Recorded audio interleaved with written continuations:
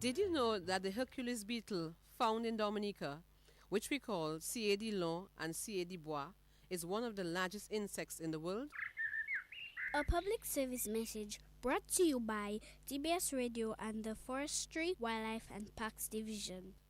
Motorcycle riders, a helmet is your friend, not your enemy. Wear it. It may just save your life. A message from the Commonwealth of Dominica Police Force and this station.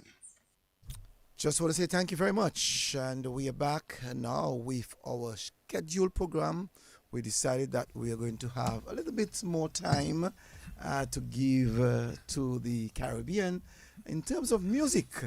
And we played some music from different parts of the Caribbean this evening. I have with me in studio my good brother, my good friend, my good comrade. We call him Brain.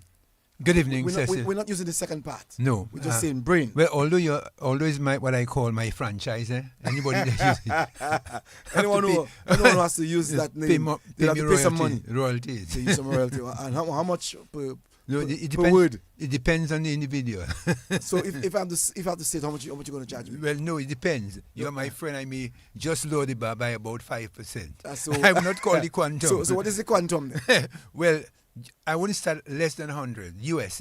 US. Yeah. So you give me 5% of that. That, yeah. So 5% of that Give is me the $5, you know, 5 US. Yeah, I give you 5% off. Oh, 5% Off of what? of the total cost, So which is $95 you'll have so to which pay. means I have to pay 95 US. US. That's not. I'm not your friend, man.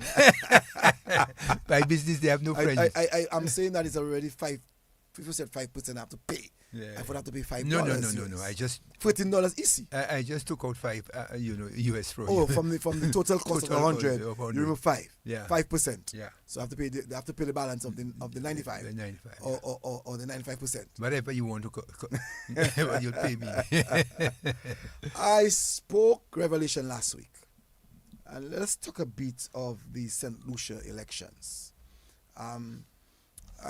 Last week we spoke of Ralph Gonzalez. I think it's only fair that we give the opportunity to the people of St. Lucia and the St. Lucia Labour Party their kudos in discussion, because last week we took the opportunity and had a very good discussion on the Unity Labour Party of Ralph Gonzalez, which is leader, and losing, I think, 15 to 1, not I think, 14 to 14 1. to 1, yeah. And Ralph was the only one who won his seat, and he's now the official opposition in St. Vincent. And the National Democratic Party, the NDP, won on the Godwin Friday, and he's now the Prime Minister of St. Vincent and the Grenadines. And so we would have seen quite a lot of videos during the period of last week Sunday, I should say, to Monday last week when there was the elections, and we predicted, I predicted that it would have the possibility, the high possibility, can be 17-0, and I said that the Labour Party possibility can win 14. It's on record, and because I was in St. Lucia and I saw and I told you that there is a possibility that Chasney would have gotten a run for his money for the very first time. This week we realized that Chasney has resigned from the leadership. I want us to be very clear, from the leadership of the party. So he has resigned as the party leader, not as the opposition leader. People have to understand the difference, because many times when political parties lost the elections, the first thing that the party leader does is to write to his general secretary and to inform him that he would resign. And then the National Council of the party will sit and will either accept or reject the application of resignation. The possibility when the National Council would meet, you could hear Shastey again as the leader of the party. Yes, Brain. Very interesting, because last week we mentioned about the defeat of Ralph Gonzalez in St. Vincent. It was a very bad beating that he got. In fact, he got beating 14 out of the 15 seats. He only got one, and Dr. Friday won. And this time around, in St. Lucia, the Labour Party won 14 seats, with 2 independent candidates winning their seats, and we know where they stand. So we can say 16-1, because they have always been empathetic or sympathetic to the Labour Party. No, the last elections, you find that they worked together, the two independent parties, Right. Worked with the Labour Party by forming that coalition. It's Right. a coalition, remember that, because they joined the government, not the party. If you realize that Stevenson had the color blue, and our other friend Francis Frederick, I can't try to remember the color that he won during that period, but they form a coalition, and I'm sure that Philip J. Pierre, from the inauguration I saw yesterday, would have them in part as part of his. Well, cabinet. It's just a matter of formality. But everybody, all the political observers in the Caribbean, recognizes, yes, they're independent candidates, but their allegiance is really to the party, the Labour Party. They hold their independent views, but they still collaborate with the party who has won the election. So basically, when we look at it, the opposition forces would only have one.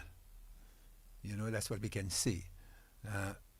In Dominica as well, we can say, well, yes, they're two independent candidates, and we may have our views, but in St. Lucia, that's the situation. But as we said earlier as we talk about independent candidates, Brain, it's important to note that in many countries, you have independent candidates running. In Dominica, if those of us would remember, there are independent candidates themselves who ran and won.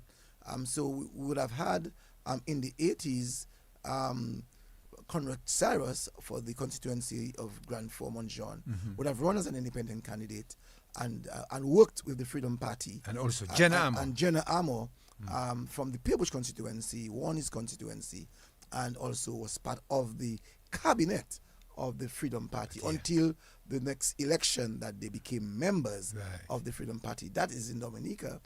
Also in Dominica, we remember this guy, Toulon, Peter Toulon, ran as an independent candidate some elections ago, and eventually he too, after the election, worked in the cabinet of Roosevelt Skerrit in the Labour Party administration, and so we have seen this pattern of independent candidates. We have seen an independent candidate one big, that is in Antigua, when Assad Michael won by over 2,000 votes, between his counterparts, I would say, because he was once upon a time part of the Labour Party administration, and he did not form part of the government at that time. So we have seen in the past where people who have run as independent candidates working with the government or the party that have won. Right. But it's also important to note, Cecil, that we also said the political landscape is different around the Caribbean. So when I saw people, believing that there would be a trend, or what we call in maths, a sequence, we found that was not so, because what happened in St. Vincent did not happen in St. Lucia, in terms of the opposition gaining, more seats than the party in power.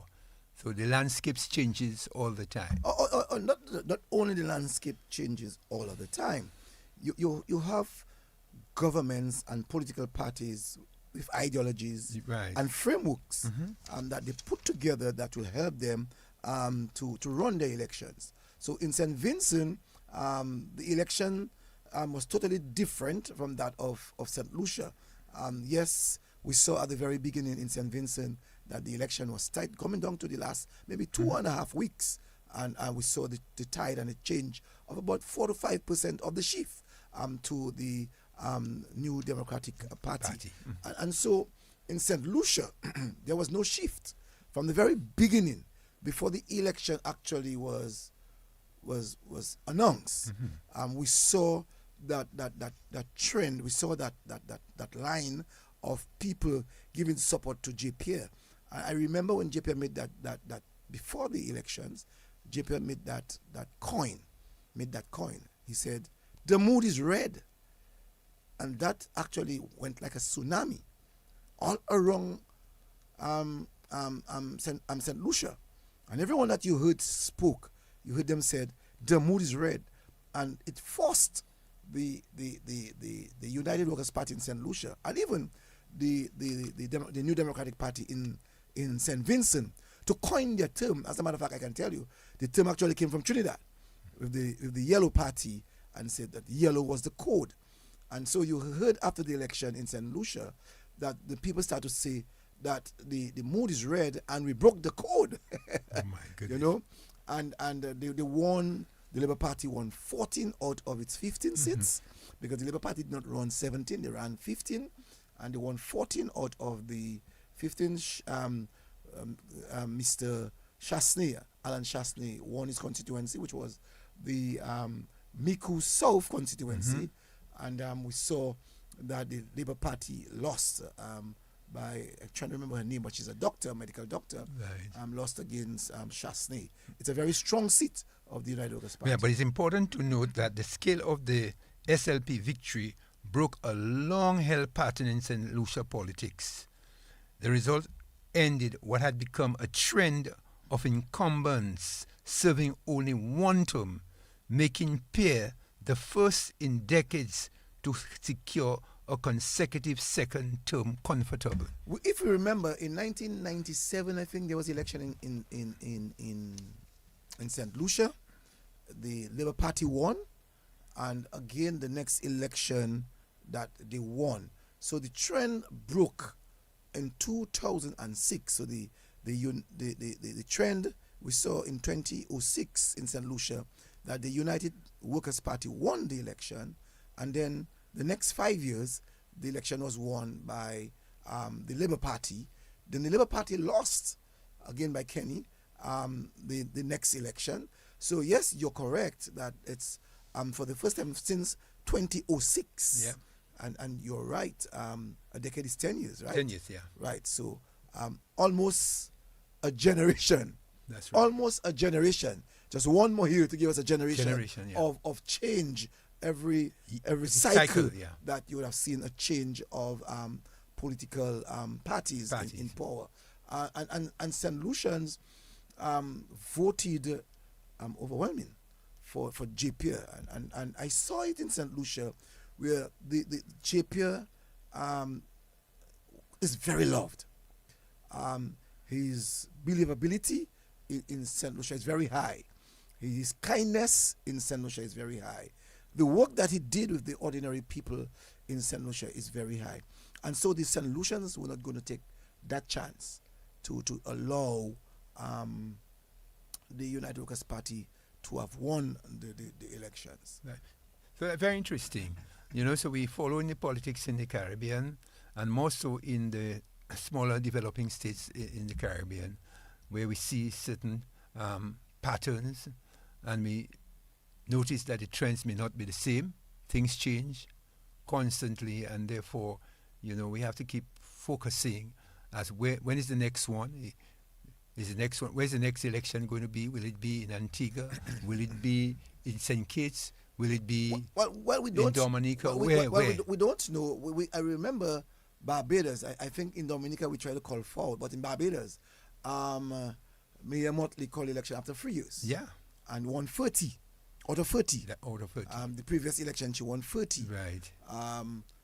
In Antigua, Gaston won by 1 seat. Yeah. Majority. And I think now he has 2 seats majority. Right. I think there was a by-election he won. Mm-hmm. There was one in Jamaica. There was one in Jamaica. The Jamaica Labour Party won. And there was one in Grenada. We saw that Keith Michel lost to young Michel, and I've since then seen that this week that there was Parliament, there was budget, and I heard that Mr. Keith Michel said that would be his last Election cycle? No, his last debate in Parliament. So it means that the party should be preparing for a new leader. We have since then seen a new party also in Grenada has evolved. Peter David, who was part of both parties, the NDC and the NDP. Peter David has formed himself a new party. I'm not so sure the name of the party that he has formed, but Peter has since then formed a new party. So in St. Lucia, in Grenada, the probability that you're going to have some free political parties running the next election. We do not know when young Michel is going to call elections. We have seen him creating that relationship quite a lot with Africa. He believes quite a lot in Africa, building that relationship in Africa. So we're not so sure Gaston election when it's going to be called. We're not so sure when Dominica election is going to be called. Constitutionally due Dominica election is in 2017. That's correct. We're not 2017. Yeah, because the last election was in 2022. 2027, 28? 2027, 28. Yeah, 2027, 28. And people have to also understand that in terms of calling of elections, it's not date to date. No. It's about when Parliament has been summoned. Yeah.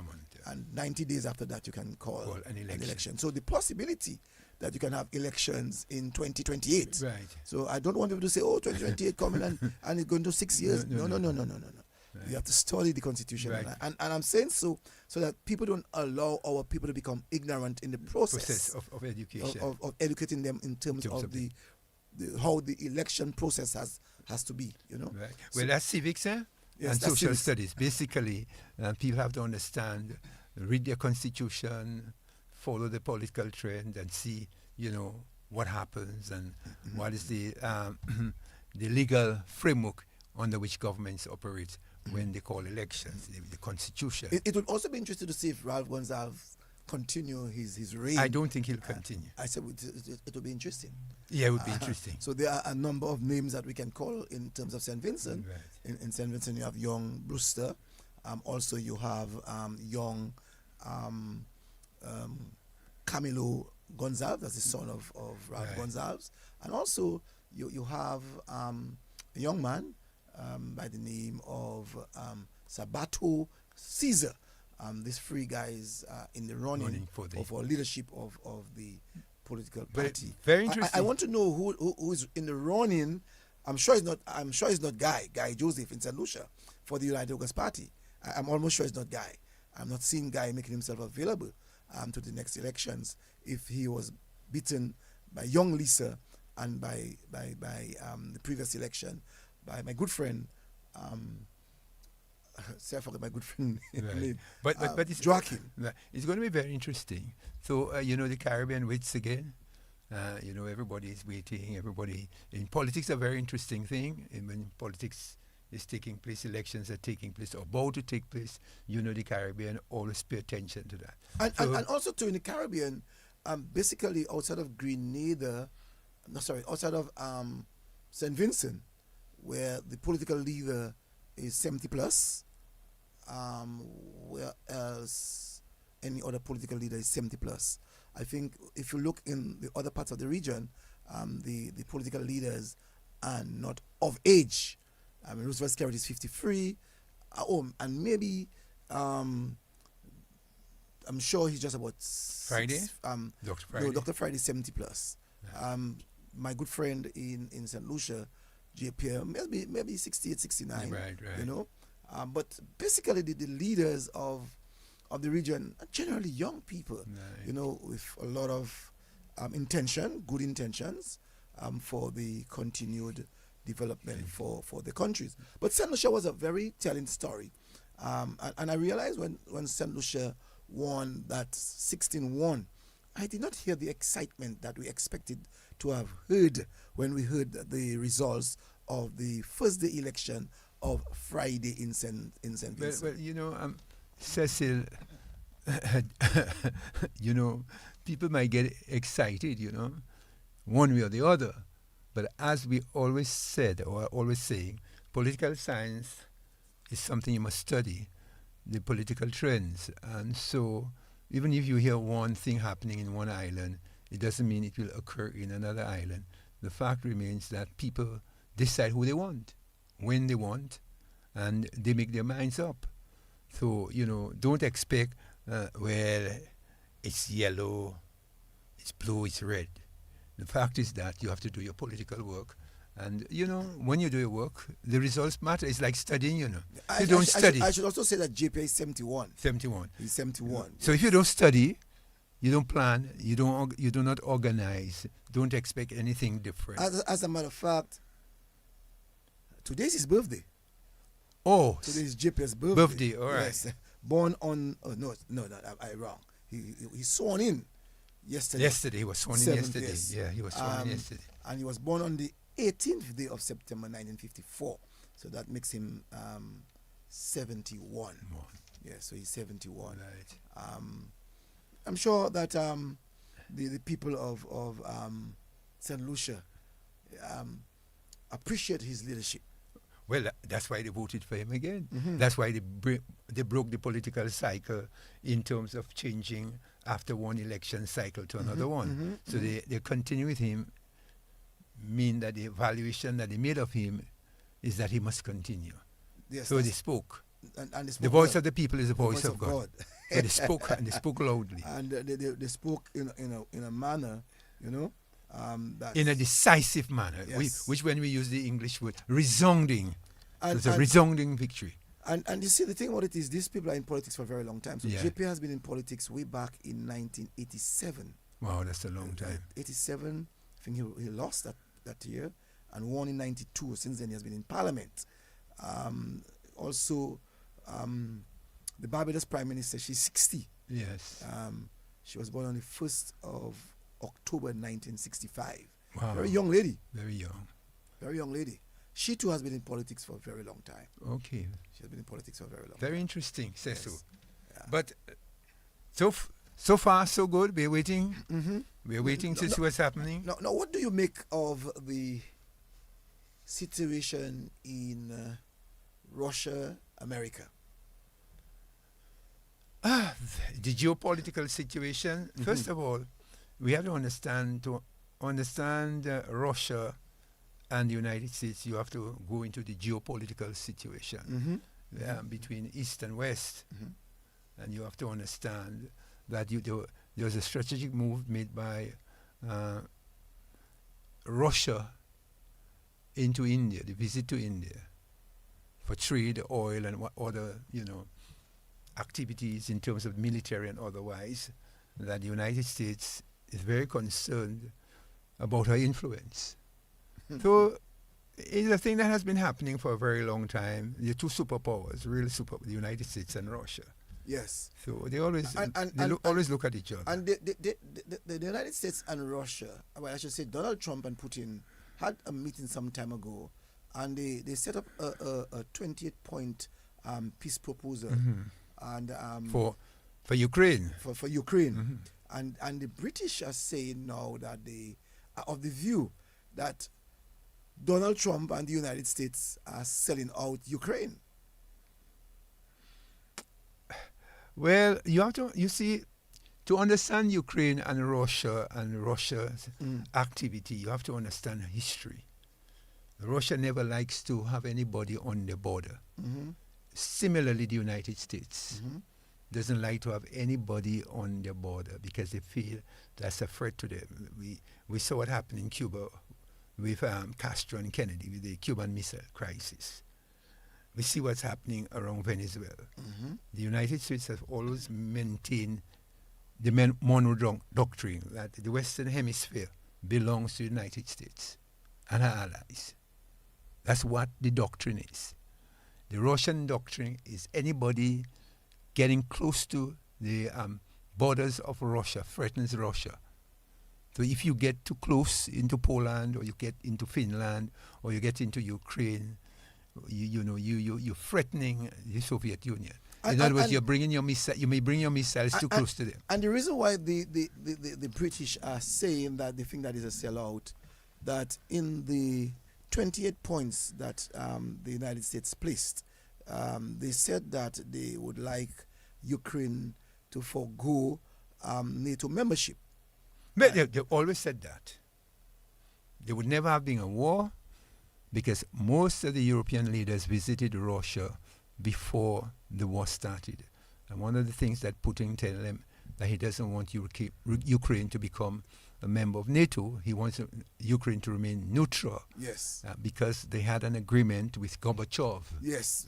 Which was not a written document, which they call, I think it was the Minsk Agreement, whereby they would not march east on the borders of Russia. Mm-hmm. One of the things, and that is, a lot of people do not understand the history aspect of it. That's one of the reasons that the Putin himself took offense to Ukraine, because they wanted to be members of Ukraine, and by virtue of the fact that for many years they have indicated that they will not be members of Ukraine, and all of a sudden no, they wanted to be members of NATO. NATO, sorry. Because if you touch, remember, if you go to the Soviet Union, when you had the USSR, they had the Warsaw Pact, which means most of the countries that were part of the USSR, they had a military alliance. But after the Soviet Union gave up most of those territories, there's no more the Warsaw Pact. And so they're saying, well, what is the relevance of NATO?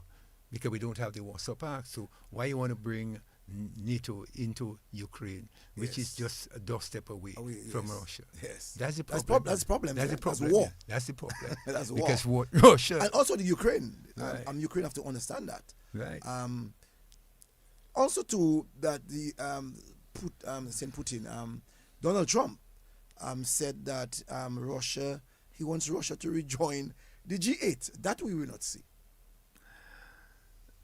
Russia, because Russia is part of the BRICS. The BRICS. Right. Russia is part of the BRICS. So there's no way that Russia is going to move away from the relationship of China, India, Brazil, all of the members of BRICS have to be now the Saudi Arabia. We're not going to see Russia moving away. Well, the whole business of Russia moving away was because of an economic interest. Because when you put sanction and you hold their money, billions and billions of dollars in Western banks, they cannot use. So you create a lot of problems to them economically. So that's one of the main and they want them to pursue some U.S. economic deals. So all of this talk that Donald Trump is giving, he's now requesting of Russia to become a member of the G8 and for them to pursue economic deals in the United States. Well, we don't know. These big powers, when they meet behind closed doors, the dialogue, and small countries become pawn in the whole economic strategy. So we, as small islands, we watch them. We watch the power play. So we're looking at it. All of us have our own interests. Well, I was just following the news in terms of Venezuela and before we go that and Colombia. So you have to look at that, because remember the Soviet Union had war games. Yes, the Soviet Union, China, war games with Russia, with Venezuela. So we have to. So that's why we're saying it's difficult for Putin to make a decision. I don't think Putin will make that decision to be part of the G8 anymore.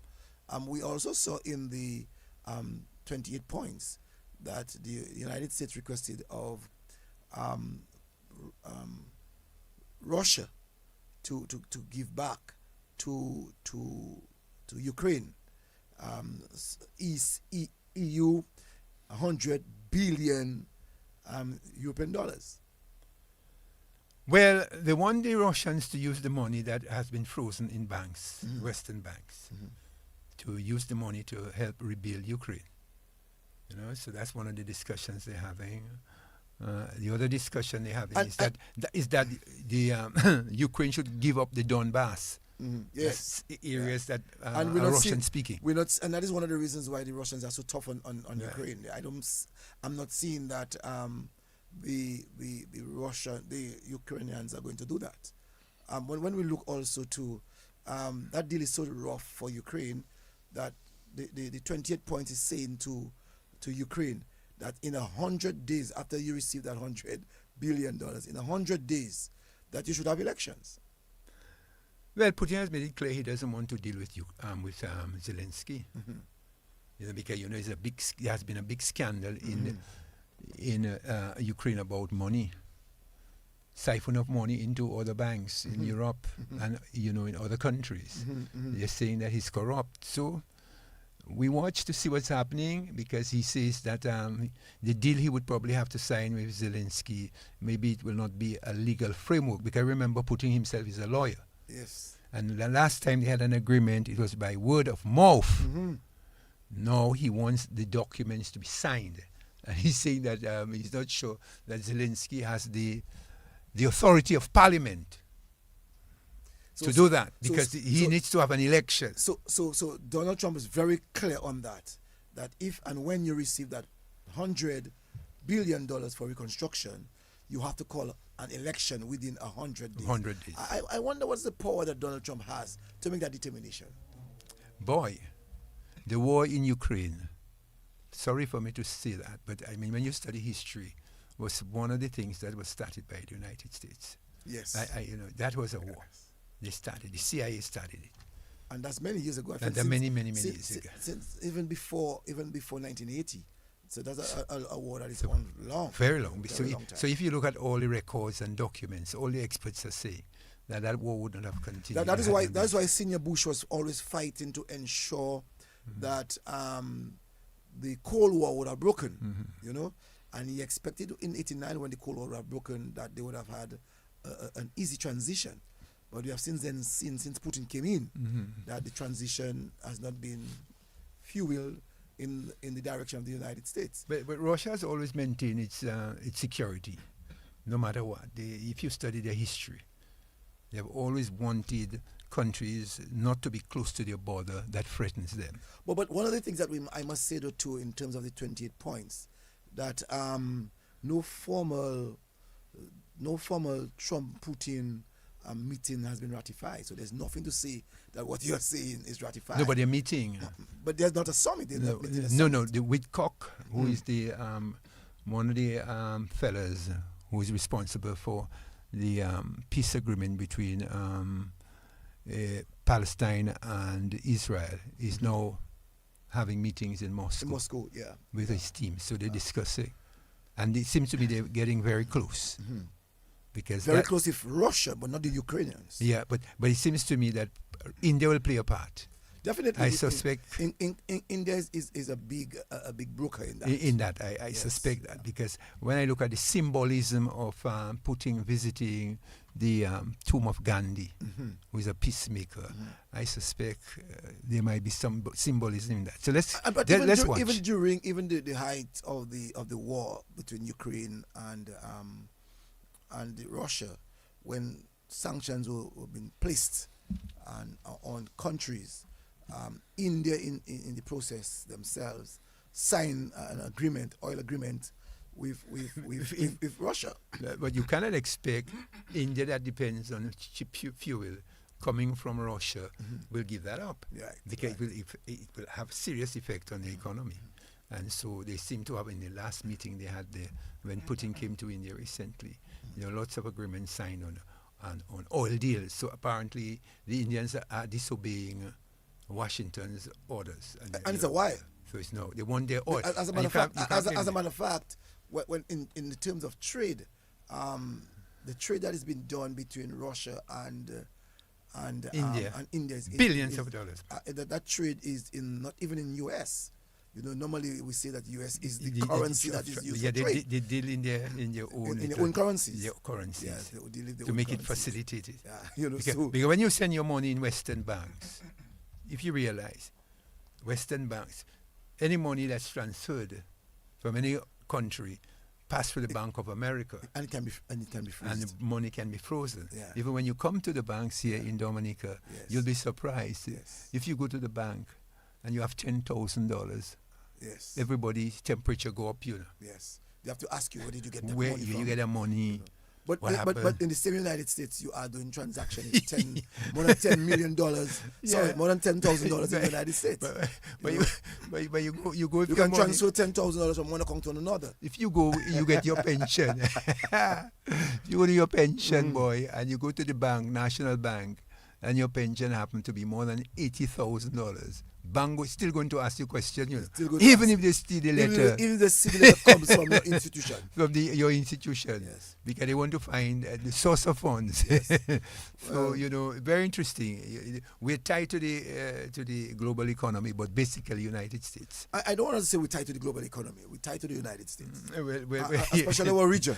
our region. Especially Yeah. our region. You know, we are vulnerable. Because we deal with the United States, Yes. you know, in terms of all our of us currency. all of us in the Caribbean deal with the United States and Our trade. currency and trade.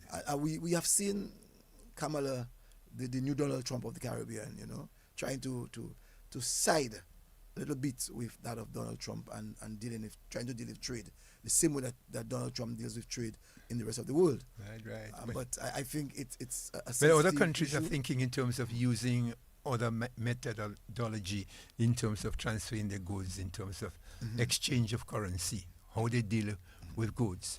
Before we go to our program, we saw recently, the 1st of December, that the government in the last budget address that I think is the Minister of Finance made a pronouncement that a body was going to look at the minimum wage, and they have since then met. And they have established as of the 1st of December The minimum that wage. the minimum wage has to increase from sorry. $7.50 to $9.50 based on the category that you are in. Yeah. That has been passed. That has been passed. Right. Yeah. So very interesting. But I found something very interesting before we go to our program, and it was historical. I mean, the pundit said it would never happen. That's the match between West Indies and New Zealand. Oh my God! How did you forget that? No, not the pundit. Every one of us. Let's be real. Let us honestly be real for ourselves. Every one of us in the Caribbean said that we were going one down. Yeah. Even I didn't watch them, you know. When When I woke up in the night and I saw West Indies, I tuned in very, very, very fearful.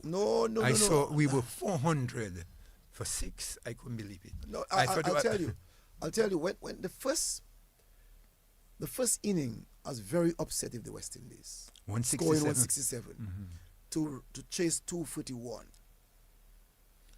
I was very disappointed with Afanas. Again, playing with a lot of confidence, but playing too at ease, too relaxed, and got bold. And then we saw something like 71 for 4, something like that, and I was like, wow. The second innings, we saw that New Zealand declared. How did Afanas get out? I didn't see how Afanas got out. First the time second he innings. he was dropped. He was dropped at sleep The first inning? in the first inning, He scored 4, I think. and he went for the same shot, a drive, a ball well up, and he went for the drive. He was bold. I think what Afanas has to do. I'm not a cricketer. I don't want to be a coach. I don't want people to think I want to. I think You want I to know drop better. him? To bring in, would you drop him to bring in? No. I mean, I will give him one. I will give him one more. You game. give him one more. But you have this fella there, Hodge. I will give Hodge him, scored 51 not out. Hodge is a number 4-5 batsman, middle order batsman.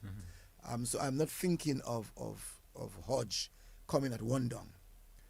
I think I will give Afanas one more game. My thinking is that and if he doesn't score half a century in any of the innings, then I think he will have to take and warm the bench for a long time. he should not be batting open. I do not believe that. No, he's batted one down. Yeah, but he should be batting further down, I believe. That's my thinking. I mean, people may not agree with me. I'm entitled to an opinion. I think he should be batting 4. Okay. I think he should be batting at 4. And who do you put at number 3? At 3, I would probably I would try Hodge there. You try Hodge? No, I won't try Hodge at number 3. I'll try him. No, I'll never put Hodge at number 3. I'll try him. If, That's my thinking. If we have Hope, Put Hope at 3? and we have Chase, I can easier put Chase at number 3. Chase doesn't belong to my team, eh? I'm very sorry. No, Chase has a very good defense. Chase doesn't belong to my team. No, Chase has a very good defense, and you need Chase. Is he the captain, Chase? Chase is the captain. Yes, he is. and you need a very good off-spin bowler. I think he bowls reasonably well. Lollipops, man. No, I watch him. They're not lollipops. Lollipops. They're not easy balls to be played, you know. That's my thinking. I watch the game. I watch him bowl. And I am saying that the only reason why he's there now, he doesn't earn a place on the team, is because he's the captain. But in terms of performances for a while, he has not been doing well. And that's my observation. I may not be right, but that's my opinion. But I will give Avanas that one more game to see if he can perform well. And if he doesn't, I mean, to be quite honest with you, he's a very good feels man.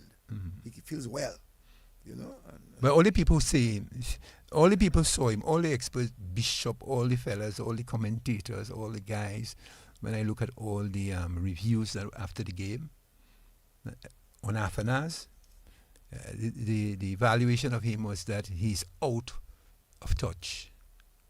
All the people look at him, they came to the conclusion he's not focused. And they cannot all be wrong because they're watching the game. Even the Indians are saying that, you know. And you look at the other guy, well, he may not be playing as much cricket as the guy, but when you're looking at the guy, the Indian player, that's Jaswal. Yes. Who played together with him in the under-19 World Cup. Doing well. You can see his technique. He's a left-hander too. Yes. And you can see his technique is totally different from Afana's technique. So the debate is out there. Yes. You will give him another chance? I'll go along with you. I'll give him one more chance to prove, because he has promise. He's a very good batsman. Yeah. For me, he's a complete batsman. Right. What is his problem? He's a complete batsman. Is it mental? Boy, I think Afanas is excited about the game. He wants to prove to the world that I can almost play any shot. No, but rather than looking at your statistics, take your time. The longer you stay in the crease, you occupy the crease. Should prove that to us. Hope prove that to us. The longer you stay to occupy the crease, the greater possibility that you will get runs. And you know what the experts say? People must not be satisfied with 40 runs to believe that they have reached it. Right. You have to think in terms of 100. Well, when you 30 runs is not the apex of your cricketing career. When you see a non-batsman who has scored several knots in the person of that bowler they just brought back in. Oh, you're talking about Roach? Roach. I'll be quite honest with you. I can tell you. I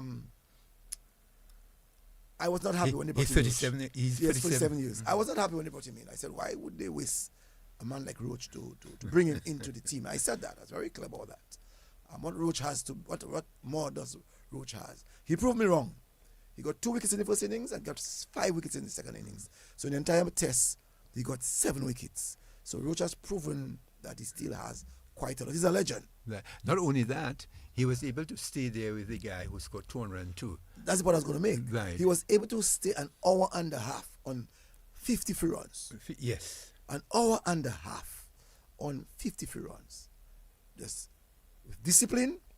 And I'm saying that is what I would need the top order batsmen to emulate from not even Greaves, but to take from a non-batsman in the person of Roach. Right. Also, he needs to emulate that. Yes. He needs to emulate the technique. It was amazing. Application and focus. Amazing. So we're going to start our program, but before we do that, let's take some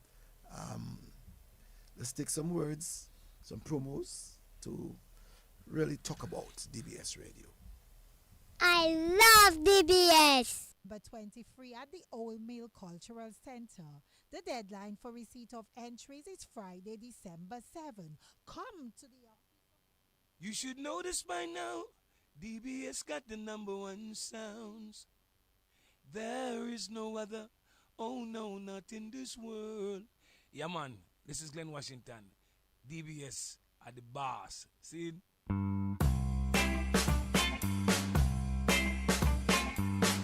Here's an invitation to win prizes and surprises on Christmas with DBS. From December 9 to December 23, DBS Radio and its partners will ensure that you receive a gift this Christmas season. Listen to Good Morning Dominica, Weekday Rendezvous, Esquire Squayol, and Drive Time. Get ready to participate. December 9 to December 23. Win on Christmas with DBS. Did you know that the Mont Diablotin National Park was established in January of 2000? And it includes Mont Diablotin, the Syndicate Nature Trail, and some of the best tropical rainforests in the Caribbean? And did you know too that absolutely no hunting is allowed in the park? A public service message brought to you by TBS Radio and the Forestry, Wildlife and Parks Division. Did you know that the Hercules beetle found in Dominica, which we call C.A.D. long and C.A.D. bois, is one of the largest insects in the world? A public service message brought to you by TBS Radio and the Forestry, Wildlife and Parks Division. Motorcycle riders, a helmet is your friend, not your enemy. Wear it. It may just save your life. A message from the Commonwealth of Dominica Police Force and this station.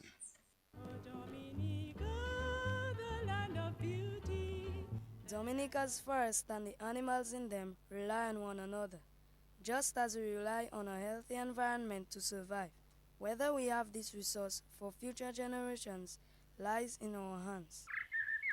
A public service message brought to you by TBS Radio and the Forestry, Wildlife and Parks Division. Will you be there as TBS moves on to its next 50 years of excellent broadcasting? Will you be there? Let your children ask the question and you answer in the positive when they ask you, were you there? Yes, I was there. Were you there? Yes, I am here. TBS, stay here.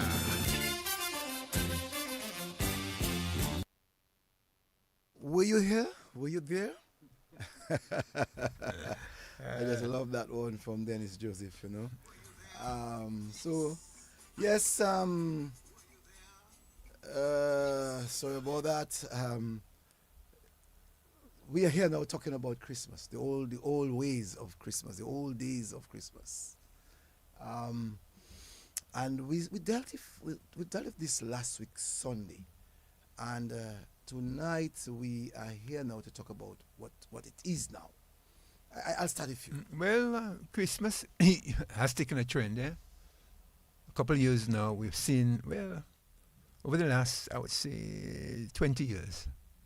And it has accelerated now in terms of the religious aspect of Christmas versus what I would call the economic side of Christmas. We have seen a shift from the traditional religious side, where people went to Christmas to celebrate the Christ coming, or God taking the form of man and coming to the earth. So it was more focus. People going to church, praying, and Christmas coming, you know, and people took on the trend of a religious modality. But right now it's commerce, money. People are asking, they want to buy the new curtain, they want to buy probably a drawing room set, they want to have money in their pocket, you know, to do things. So people putting a lot of things outside there for them to sell. So people are more focusing not on Jesus. So that's why there was a song, don't put the X in, put the Christ in Christmas. You know, so people are not putting the Christ in Christmas. They're putting the X in Christmas. And that X represents money. Money. First of all, let me just say good evening to Zetma George, listening and viewing. Also Malita Winston Bowers, she's in Canada listening to us. Reed Joseph, good evening also. And Ivinia Hill, all of these people, some 22 people already on watching and with us. Christmas has always been commercialized. Always. When the Catholic Church established Christmas, it was always a sense of money. There's always a sense for merchandise. So Christmas, while we talk about the birth of Christ, it's like us. When we celebrate our birthday, we make parties. So in all, we saw a tradition. A tradition because commerce was not as large as we are seeing. So when we spoke last week about Christmas of old, we spoke about people buying carpets, people buying curtains, new curtains. People get new chairs. When people had subs to buy things, we purchased toys and so on. So Christmas was, for me, more or less an exchange of the commerce, which was the dollars, to get the goods, the service from the shopkeeper. Today, what I've seen do different from what Christmas was like in growing up was that the politicians are more involved. The politicians are more sympathetic and reaching out to people. When I say the politician, more or less, the politicians who are in government, they are able to share during the period of Christmas. And so when we look at any country in the Caribbean, let's go to Antigua. Antigua has the same exchange of politicians giving ham and turkey.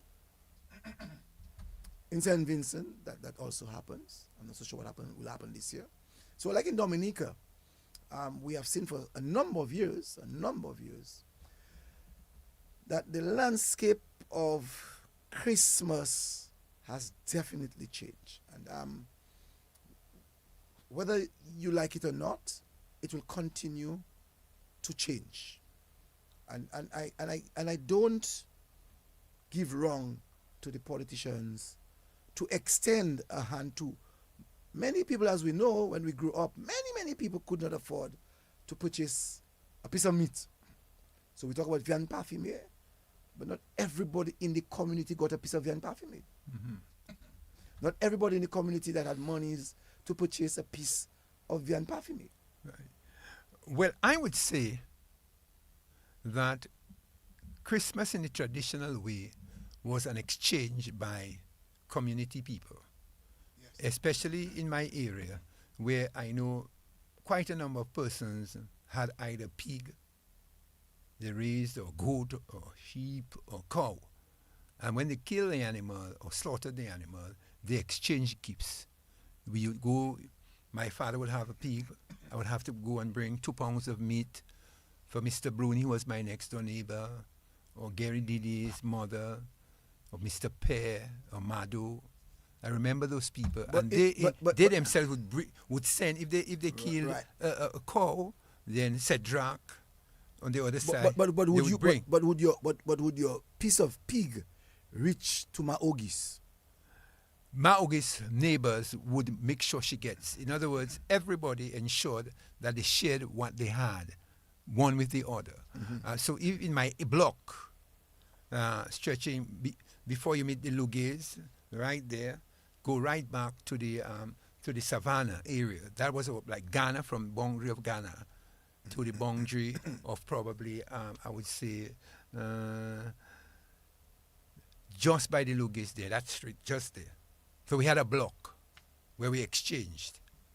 And on top, we also exchanged. And on the other side, we exchanged. So there was more community thing. Mm-hmm, mm-hmm. You are right in terms of politicians getting involved now, because people are saying, and it could be a positive as well as a negative, whereby people tend to think, well, but I didn't get a ham, you know. They didn't give me a ham. But them people passed with ham and I didn't get. or them pass with a turkey and they didn't get. And then you hear somebody shouting on the other side, but what happened now? Them people pass with the ham, boy, all they do was just to give Labour people a ham, you know.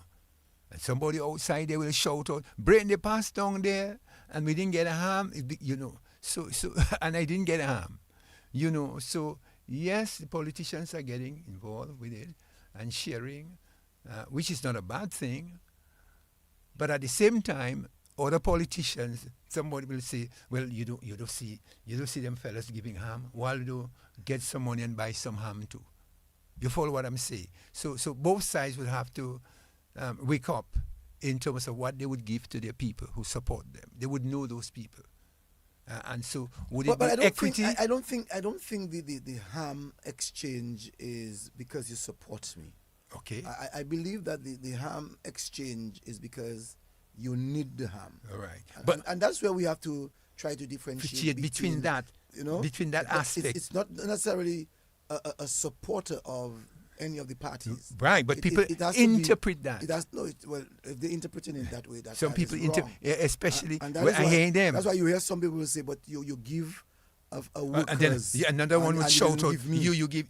But my brain, I supporting the Labour Party, right. And look, man, down the road, them fellas go and they give a workers a ham, you know. Right. So you get fashy. So the intention should not be political. The intention is good tidings. Good. And the good tidings is for the those who are not able to purchase a ham for, let's say, $100, $65, $80. So the government or the political parties, I don't want to be sorry, it's not the government, but the political parties make available to people. Right. It's constituents. Let me put it that way. It's constituents. Right. And not everybody in the constituency. So what I think must happen or should happen is, let's do things by household. So you have a household with 5 people, but you cannot give 5 ham or turkey. You have to give a household a ham or a turkey. Right. Or the probability or the possibility a ham and a turkey. Okay. Because there might be people who eating ham and there might be people who not eating ham in the household. So I'm saying that it should be a situation where you are providing for a household. And I think that's how, if I've been involved in this, and I think that's how the Labour Party has found itself doing this. Right. And so people tend to think it's just about the political parties. So when you look at what the parliamentary representative for Rose Central is doing, and I deliberately put this thing out there, that's some years ago, that they had on the Bayfront, the Christmas village. Mm-hmm. And in the Christmas village, that was the first one on the Bayfront. You can see that here for persons who are viewing. It was open for all and sundry, for everyone. Doesn't matter where you come from, doesn't matter what class that you came from. You would either come there and purchase something for yourself or your family, your children, or you get an exchange gift. And so we have to come to understand that, yes, as time goes by, things are changing drastically. And so the Christmas village is a modern way of celebrating Christmas. And I can almost be sure that maybe when we go on the great beyonds, and those children today who are talking about Christmas, that's what they are able to talk about. Right, but the concept of the Christmas village is a very good one, where people can go, regardless of your religious belief or your ideas. You can go in the evening and you can walk around and you can, enjoy, because I've been to it. I went to the one in the gardens, I went to the one that was on the bayfront, I went to the one that was on the boulevard, and certainly I'll be going to the one at Lindo Park. Because you bring your children there, or your grandchildren, or your friends to go with them, and it's a concept, it's a new concept, an idea of spreading Christmas joy. Because in the traditional way, what we did, was that we put a light on your house. You know, you had a light going up and down. So, in fact, we had fun. Last year, I had some people on my track, and we started from Portsmouth. And as we traveled, we tried to check the number of homes that had a Christmas light. You know, it's very interesting. And you try to judge villages based on the number of lights you could check on the house. And I remember when we reached to Kenfield, by Minia 7-Eleven, there's a lady who has a house there, right? The lady has a house. She's an Elwin. Elwin lady, man.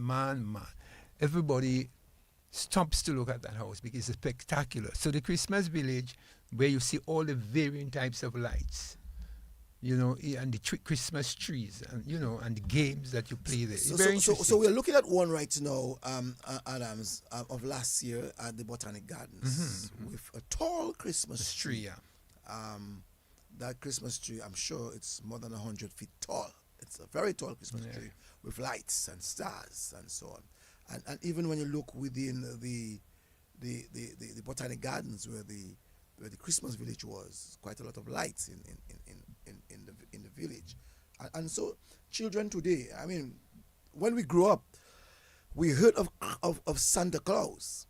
Santa Claus was a white man, white beard. Yeah, so now you see a black one. And we would have seen a plastic balloon of Santa Claus.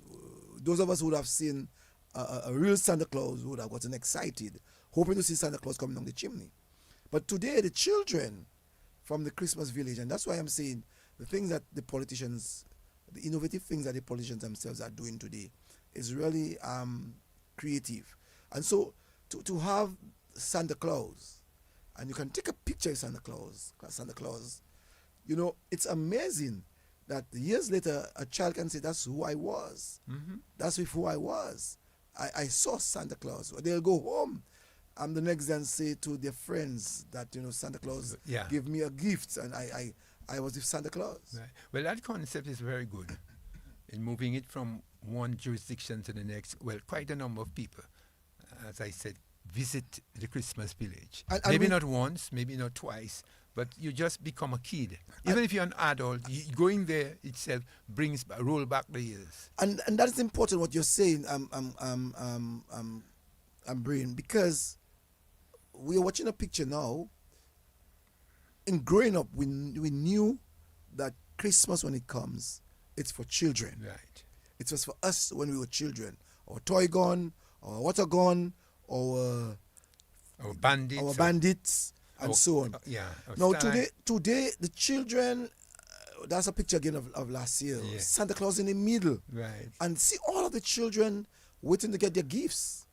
Right. I mean, this is amazing. Right. You know, and you are seeing it's like a family treat. You have children and their parents. And the parents, yeah. You know, and their the parents would include the ladies and the men. Yeah, it's very interesting. And you can see again another one with Santa Claus and a little girl. You know, literally having a big smile, happy. You know, so I tell people, let us not cry down what the children of today have, because when they become our age, they remember. They are going to say to us, or they're going to say to people, or the generation at that time, but my generation had a better Christmas. It was different. It was better. We were able to meet Santa Claus. And now today the world is changing.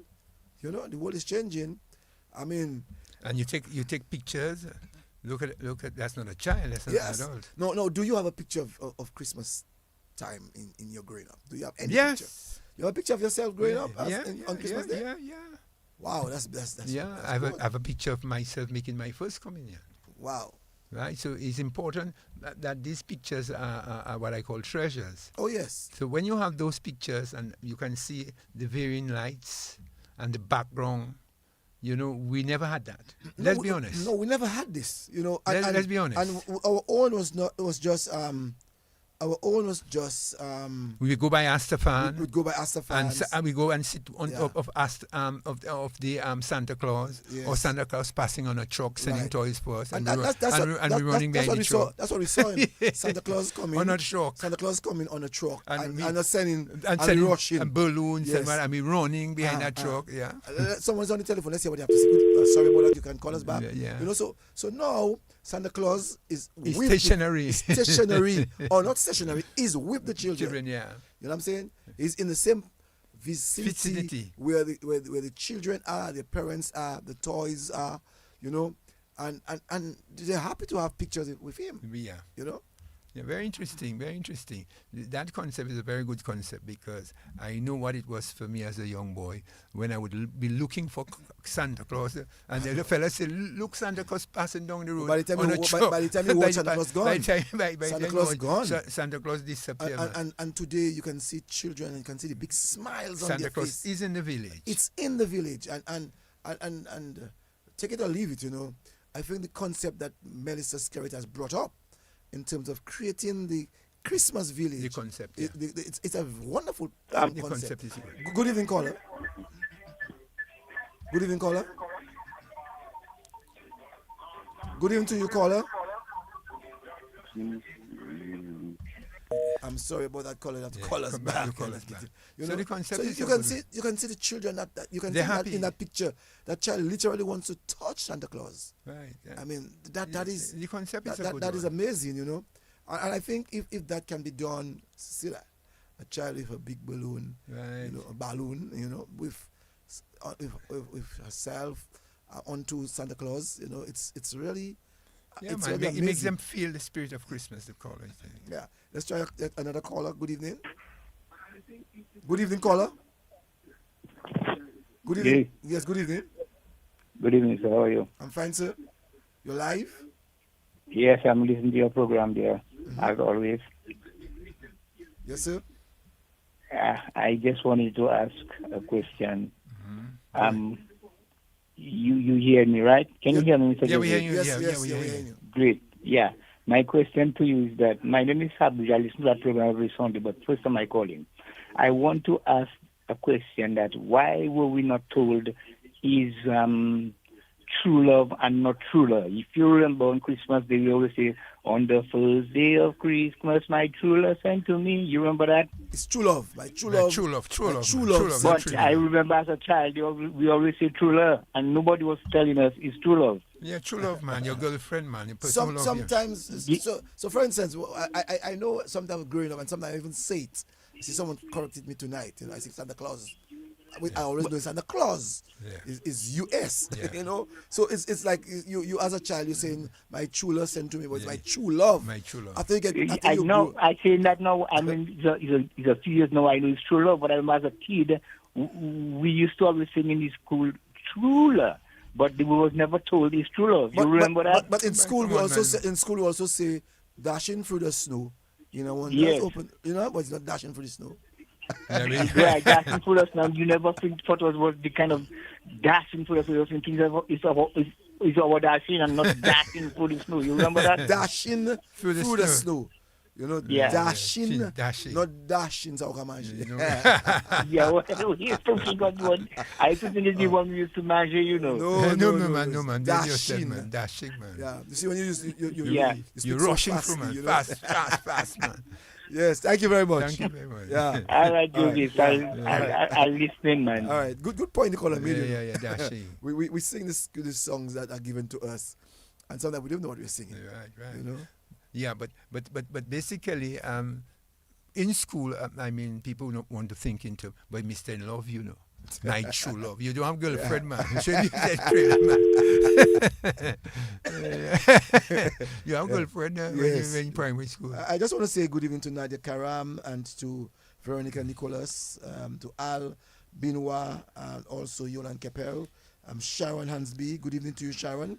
As a while we haven't seen, and Rosalind Sevre McLean. Good evening to you, Angus Bohim. Good evening to you, and Bohim, sorry, and to Tina Bell. Good evening to you again. Christmas is toys. Toys, right. And you can see the modernized toys today. Yeah. You know, Chris, good evening to you, Chris Brugono.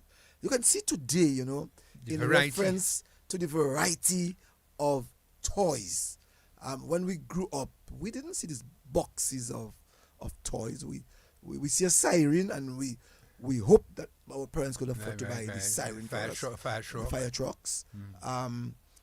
Here we are seeing all sorts of toys, and what is good about it is the cost of selling those toys is so very minimal. Affordable, so that every time a child goes there, you know, that child goes home with a toy. Unlike before, Brain, Christmas shopping day was the 24th. Now, when you get to the Christmas village on the 19th, you know, before you, as we said last week, we had to do window shopping. But here you can. So the window shopping would start like on the 10th, 11th, 12th, 13th, 14th, and then on the 24th. Now, you will not do window shopping every night. No. You have to do window shopping when your parents can. And now, it's not only for the children for Roseau or the Roseau catchment area, but you have children coming out from outside. Because last year I saw during the day that children from Penville and Thibault and Vickers came in to the Christmas village to feel part of the Christmas season. So it is important that we make people understand that the generation of today will have their story to give. Right. And as we are seeing here, Brain, in reference to the boxes of toys, I mean, it's amazing. It's amazing. Good evening to you, caller. Good evening, caller. You're live. I'm not so sure if that caller wants to speak. Just see how small a boy is. And he's by Santa Claus. Yeah. No, Santa Claus is a boy. That little boy is about maybe no more than 2 years. Maybe 2 years. 2 years. Yeah. And when we were 2 years, we were afraid of. You see. You were afraid of Santa Claus. But he's still looking up. Eh? No, he's still looking up. Yeah, he's hoping that Santa can give him something. Yeah. You know, Lester JB, I just want to say good evening to you too. And it's amazing. Just see this. Right. I mean. But that's balloons or balls or no, whatever. That's balls. Right. You know, plastic balls, like almost resembling water. Right, like a swimming pool. Like a swimming pool. And the children are actually in the pool, you know, with balls and having a fantastic time. Right. You see how the concepts have changed. I mean, and the kids are quite happy to be there, you know, being able to experience, you know, what they may never have experienced before, you know. So you get in there, I could imagine if I was a young fella now, I would just jump in that, roll all in it, you know. Maybe you never know if a toy could be in there for you as well. And you know, growing up too, we heard of the Ranger. Yeah, the reindeer. We heard of the reindeer. We heard that. But it was a fiction in our heads. Right. We will not actually see the reindeer. The reindeer. Good evening to you. Good evening. Good evening. Good evening, caller. That caller explains I won't answer that caller again. I'm sorry, I won't answer. That caller So I'm saying the reindeer was something that we sang from Jim Reeves. Or we saw in a book. Or we saw in a book. But no. You can actually see. You can actually see it. The metal work. And children and with lights. Right. And children actually go in there and experiencing and remove pictures of it. Right, you know? right. I saw it. And so here it is. How do you call it? That's a rabbit. That looks like a unicorn. A unicorn. Good evening. Yes.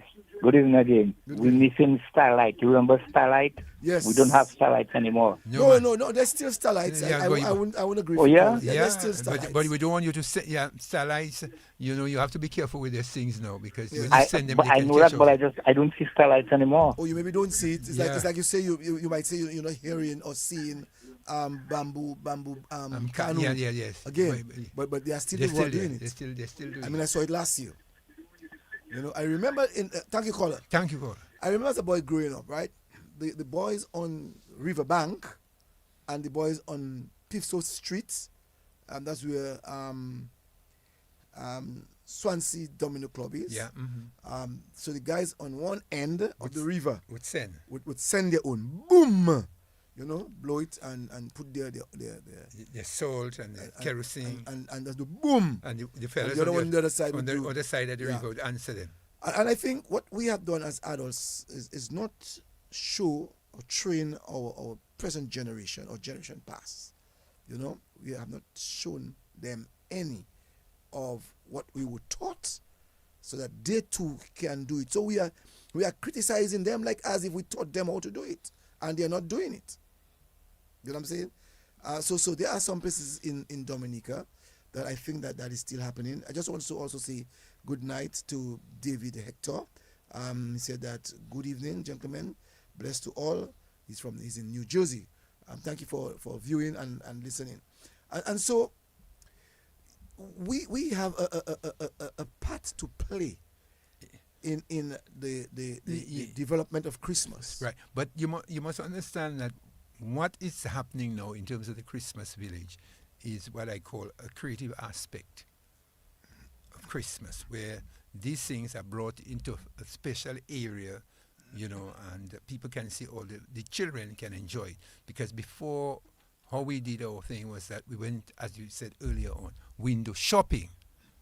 But now you have a village where you can go to and witness a variety of events and toys in one central location. And to sit on Santa's chair with him, that's a big thing for children. It's a big thing.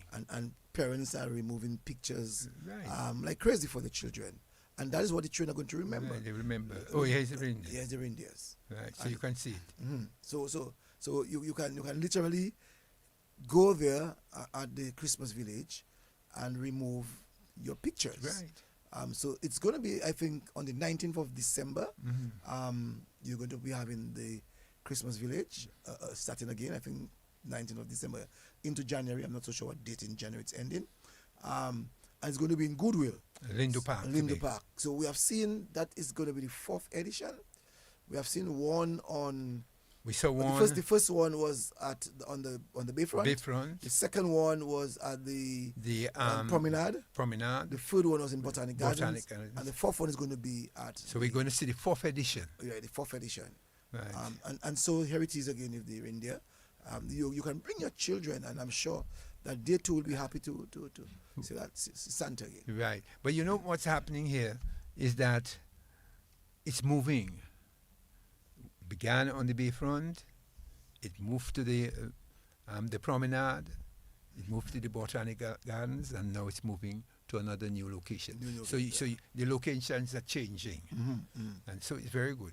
So the people who in Goodwill never experienced it, some of the kids around would be able to, come. No, I think they would have experienced it, but I think some who may not have. It is closer to their home now.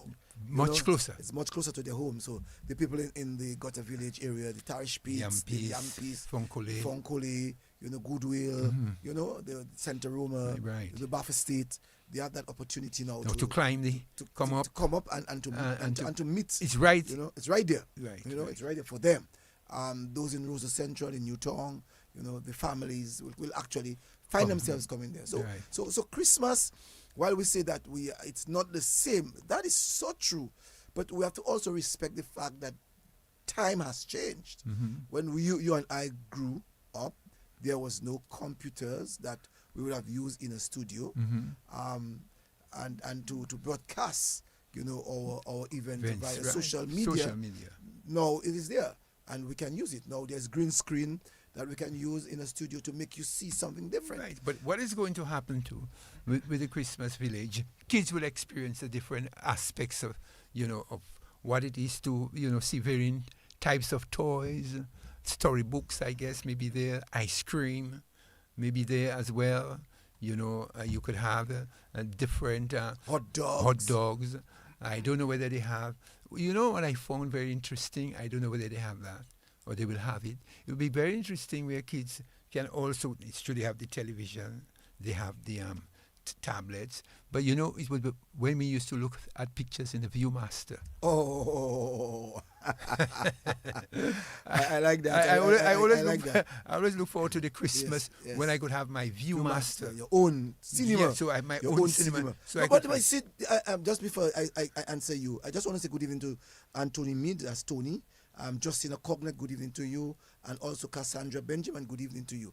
No, I do not know how it is called. Someone can help me.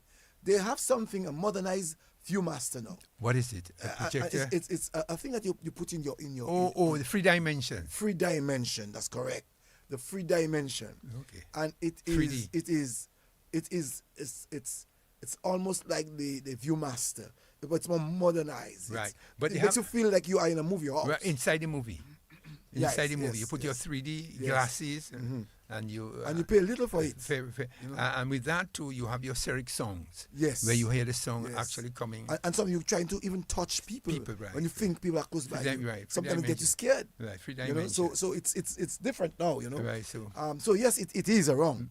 It is a wrong, but it's in a digital way. It's more modern than. So that's what I'm saying. That a lot of what we are seeing today in the Christmas village or whatever we are seeing in reference to Christmas, it's just more modernized. Look at this picture here. Yeah, the variety of toys. Mm-hmm. A variety of toys.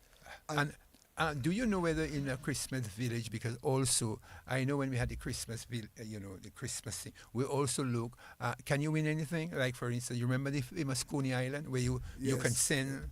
You can send things around the bottle. Yes, gets you excited. You know, children get to send a thing around the bottle and get a toy. Someone's on the line. Good evening. Yeah. Yes, I remember again, back in the days, we used to have a group of ladies going up and down the village, Mr. Joseph, singing the songs, go to door, from door to door, from door to door. You remember that? That used to be nice. Sewinal. Mm-hmm. Yes, you remember that, right? Yeah, of course, yeah.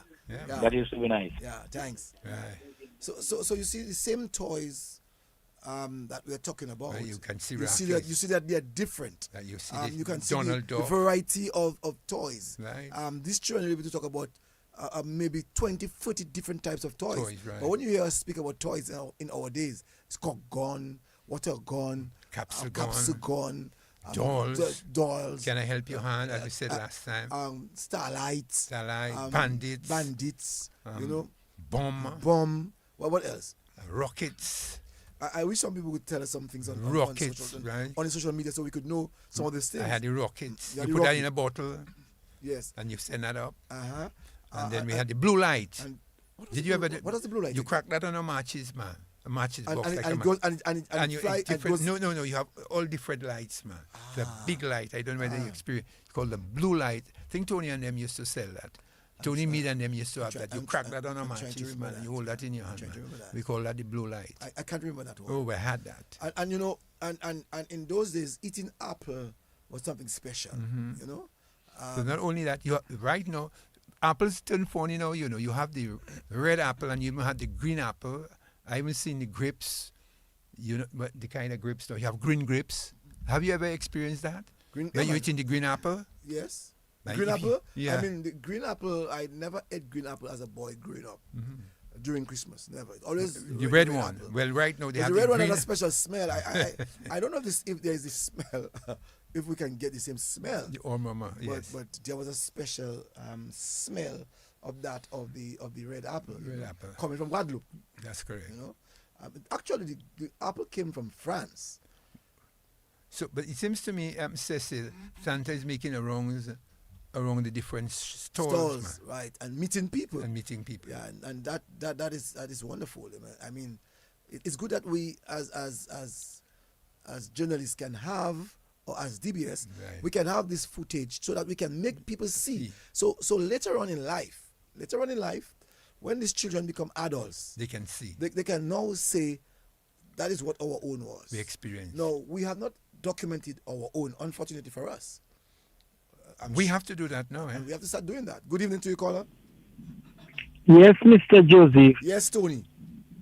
I try calling you on your normal phone by the budget, you know.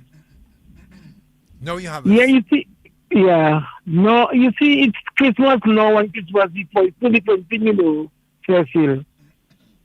It's a big difference. Like now, I mean, in a way, it is. How would I say? It's more easy for children to see Santa Claus to know.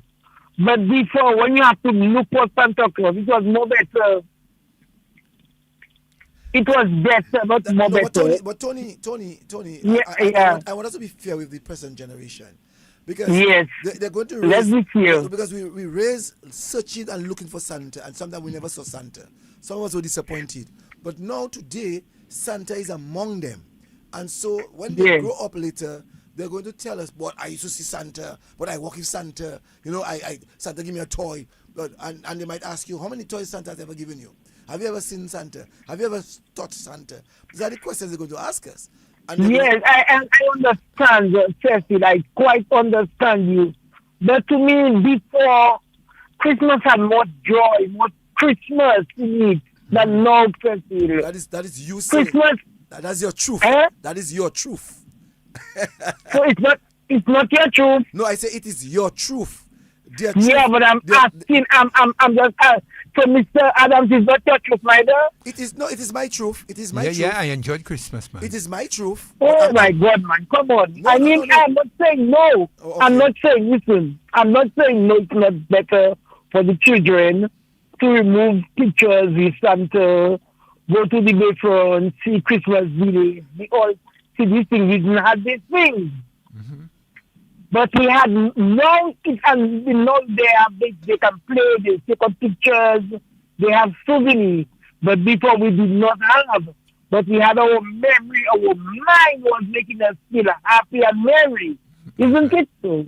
I agree with you, Tony. Yeah. I agree. And I'm just telling you that you're going to, if you're going to write an essay on Christmas, right. we can write almost a better essay than them because we have the both worlds. They don't have our both worlds. So for us, we can evaluate later on in life. Yeah. They're going to have the both worlds too. Like when our parents grew up, I heard them say too in my time growing up. My mother, she said, "My pali Noel zopo anye." That was her time. A different generation. Different generation. Yeah. You know what I'm saying? Yeah. Margaret will tell you the same thing. Noel, no te but that's what they'll tell you. And you see, right now, it's not even. I heard Mr. Brains talking about red apple, green apple. You don't even have a feeling for apple right now, in Christmas. What do we have? You don't even, I heard Mr. Adams is talking about the red apple. And the green apple too. And they have the yellow one too. Oh, they have the yellow one too. All right. They have a yellow one too. Wow. Yes, they have a yellow one. There's yellow, yes. That's correct. And they have then you have the pear. This is the green pear and the yellow pear. Wow. What about the grapes? You have the red grapes and you have the green grapes. Okay. But you see, right now, before we were anxious, sorry for even doing anxious, but greedy for having these things, Okay. Now it's like I went to the supermarket this morning and I just watched grapes. I just pick up 2 grapes and I just put in my mouth and go walk and go around my business. It was like a time I would 44 grapes. I would love grapes. You see, Tony, soon from now, children are going to enjoy their Christmas with a tablet. And not go anywhere. Exactly. So I'm saying, thank you. But you know what's going to happen? Thank you. The generation now will tell children, but I used to go to gardens and I used to see Santa. I used to buy my toy in gardens. Mm-hmm. I used to go to Christmas village. But so soon from now, the other generation is going to come. Is going to just have a tablet and enjoy their Christmas. And enjoy. Thank you. Thank you. But that doesn't say that they're not having a good time. Yes, they are having a good time in their way. In their way. That's why I tell it's their truth. That's why. That's right now. And we call them internet children. Yes, that's right. Because you cannot play in a phone more than a small child. You can know everything in the phone. Right. Mm-hmm. Or you tell them, don't go on that. But can you turn your back? They're ready on all kind of all sides. Oh my God. God. Thanks, man. I tell you. So, you have just It's like that, but I don't know. I had read my Lakou last week, remember? Thank you. All right, then, thanks. No. Let us look at even when we grew up as boys, or when you grew up as children. On Christmas Day or shopping night, Christmas Day, Boxing Day, we used to have records, and you were only hearing Christmas carols. You were not hearing Christmas songs. Christmas carols. Later on, when we became big children, we hear parang, we hear calypso, and our parents was finding that was strange. We had our CD, putting our thing, playing our own kind of reggae Christmas songs. Yeah. And our parents was like, Ola ukalebe sa, kibagay sa, ukadespete Noel. Noel. You know what I'm saying? Sapa Noel. C'est musique ça, c'est pas pour Noel. Today you have all kinds of music. All kinds of music for Christmas songs. But I must say, Cecil, that even at your age now, when you hear a traditional Christmas song like Jim Reeves, it brings back memories. Oh yes, up to today. The song lives on. That even if you have become a big man and you hear Jim Reeves Christmas, I'm dreaming of a white Christmas, you still, but you brings know, you back. But you know, the children of today, they will appreciate the rough and ready Christmas song. They will appreciate the parang. You know, they will appreciate the bouillon Christmas songs. And as if you really listen attentively, you will hear less Christmas songs being played. Or I should say, you'll hear less Christmas carols being played. As a matter of fact, are we hearing Christmas carols? I hardly hear them. That's the point. But the point is that we can socialize behavior. We can help to socialize behavior. Because basically, when I hear a nice Christmas song, you feel very good. It soothes your spirit. Okay, you begin to reverence Christmas coming. When you pass by a house, you see a good, nice little Christmas light. You know Christmas coming. If you pass and you see a Christmas tree, like I came into DBS, I saw your Christmas tree. I felt Christmas was here already. I'm in the studio. But maybe you might go to another place where there are young people, and that would not even perturb them. I've been to one or two places in town, and I'm hearing music, but I'm not even hearing the Christmas songs being played. Right. Or the Christmas carols being played. So someone on I should say good evening to Algie Estrado. Someone on Facebook is saying that we should stop the Santa nonsense. But that is a tradition that we almost think that will never be lost in the very near future. Right. Because for us, we come to understand that Santa is the one who gives Christmas toys. You remember when as a boy, right, if you lost your teeth, yeah, you say you put it underneath your pillow, and Santa will bring toys or bring money for you. But it's not Santa nonsense. I think you see in growing up there has to be mystery.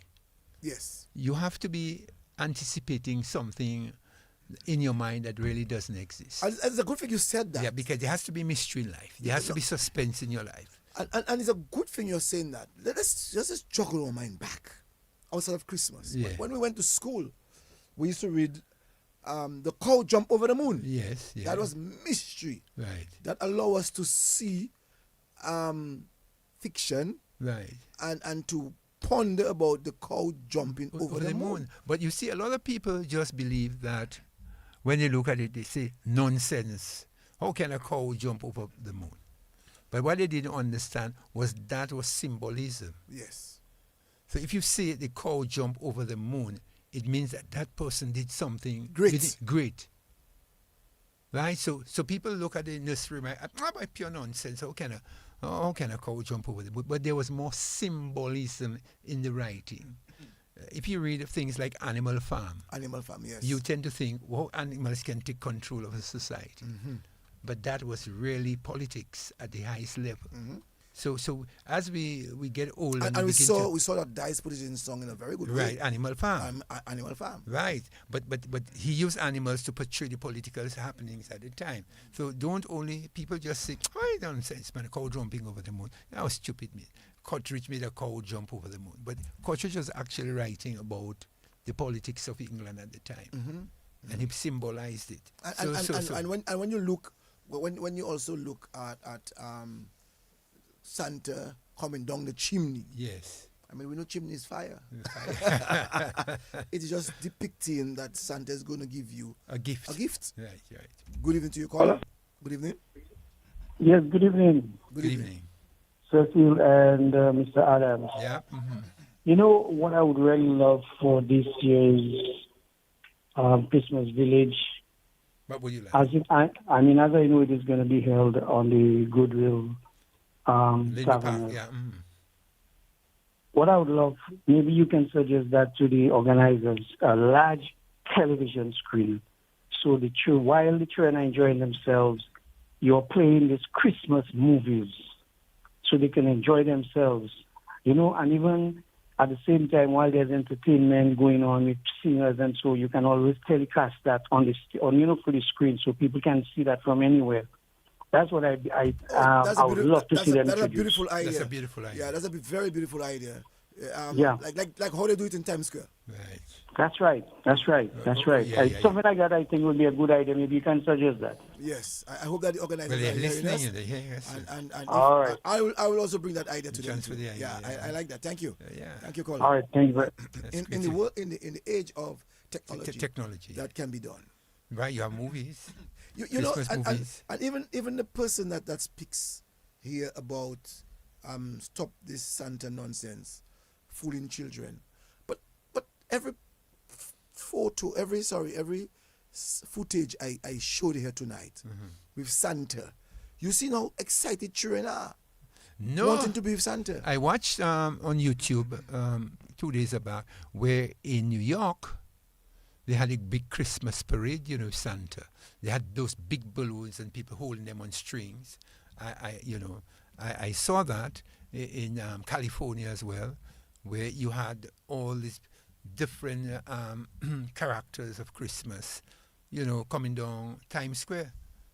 Where people were actually, kids were on the side, adults were there, and they were having the Christmas parade.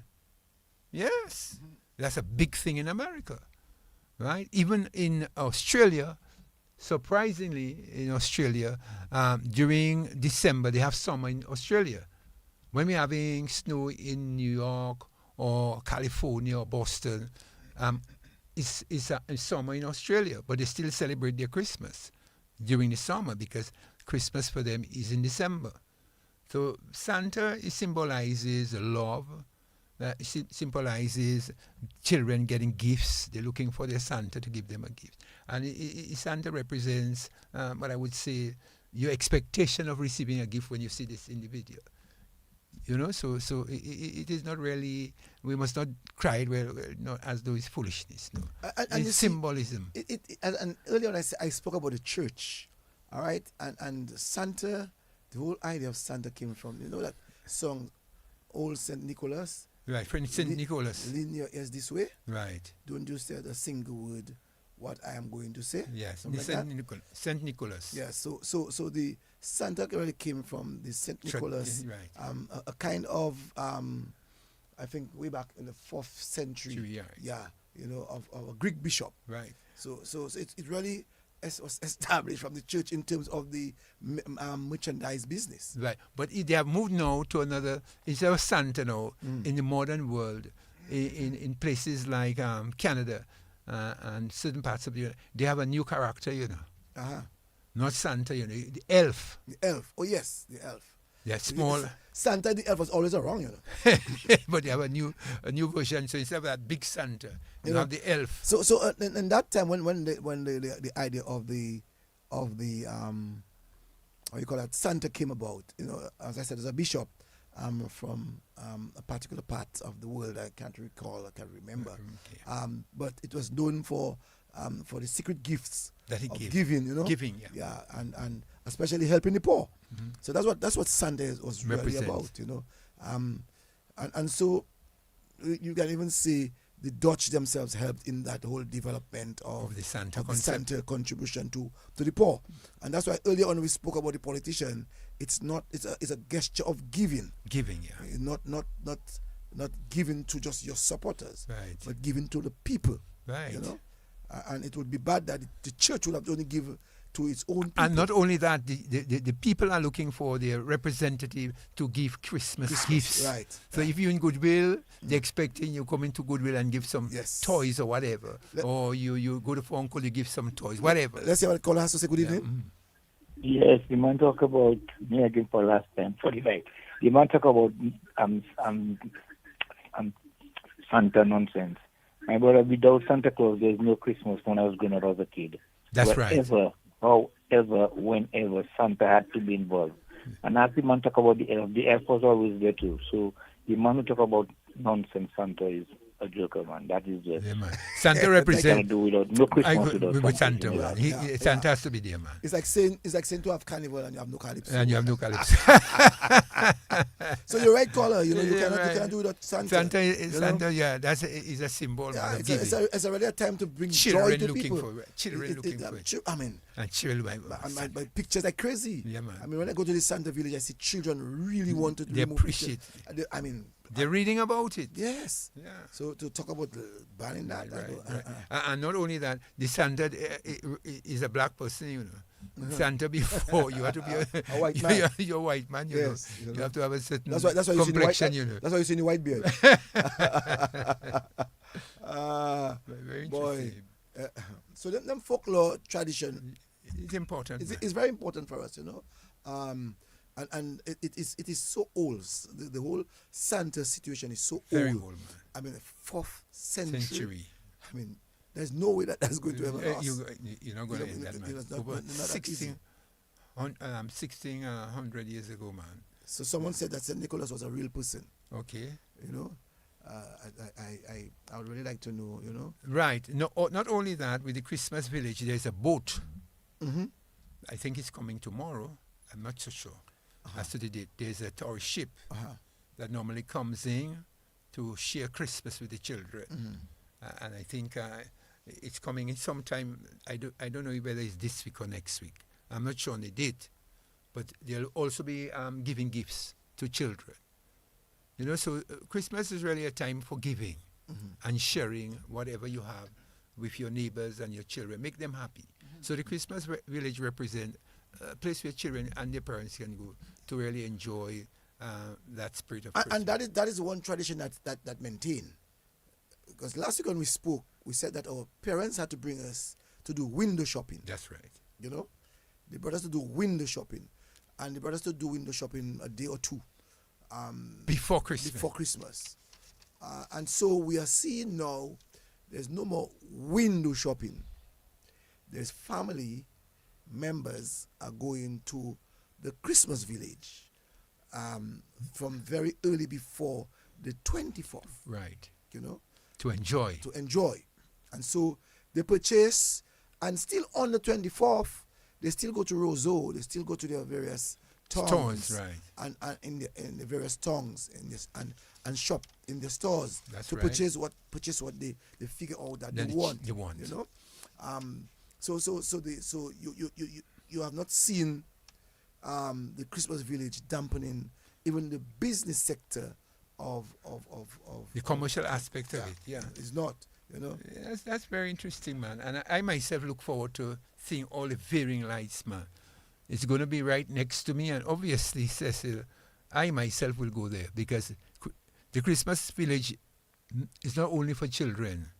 Adults always like to get back to their childhood days where they can reminisce about the days when they used to enjoy being a kid and enjoying Christmas.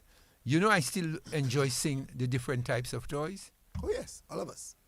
You know, or people will find it strange that you see you see these remote cars and you wonder, boy, if I had that when I was a young boy, you know, being able to do all this where the car hits a wall, it can reverse. You know, as though it have a mind of its own. So if people talking about Santa Claus, what about Christmas tree?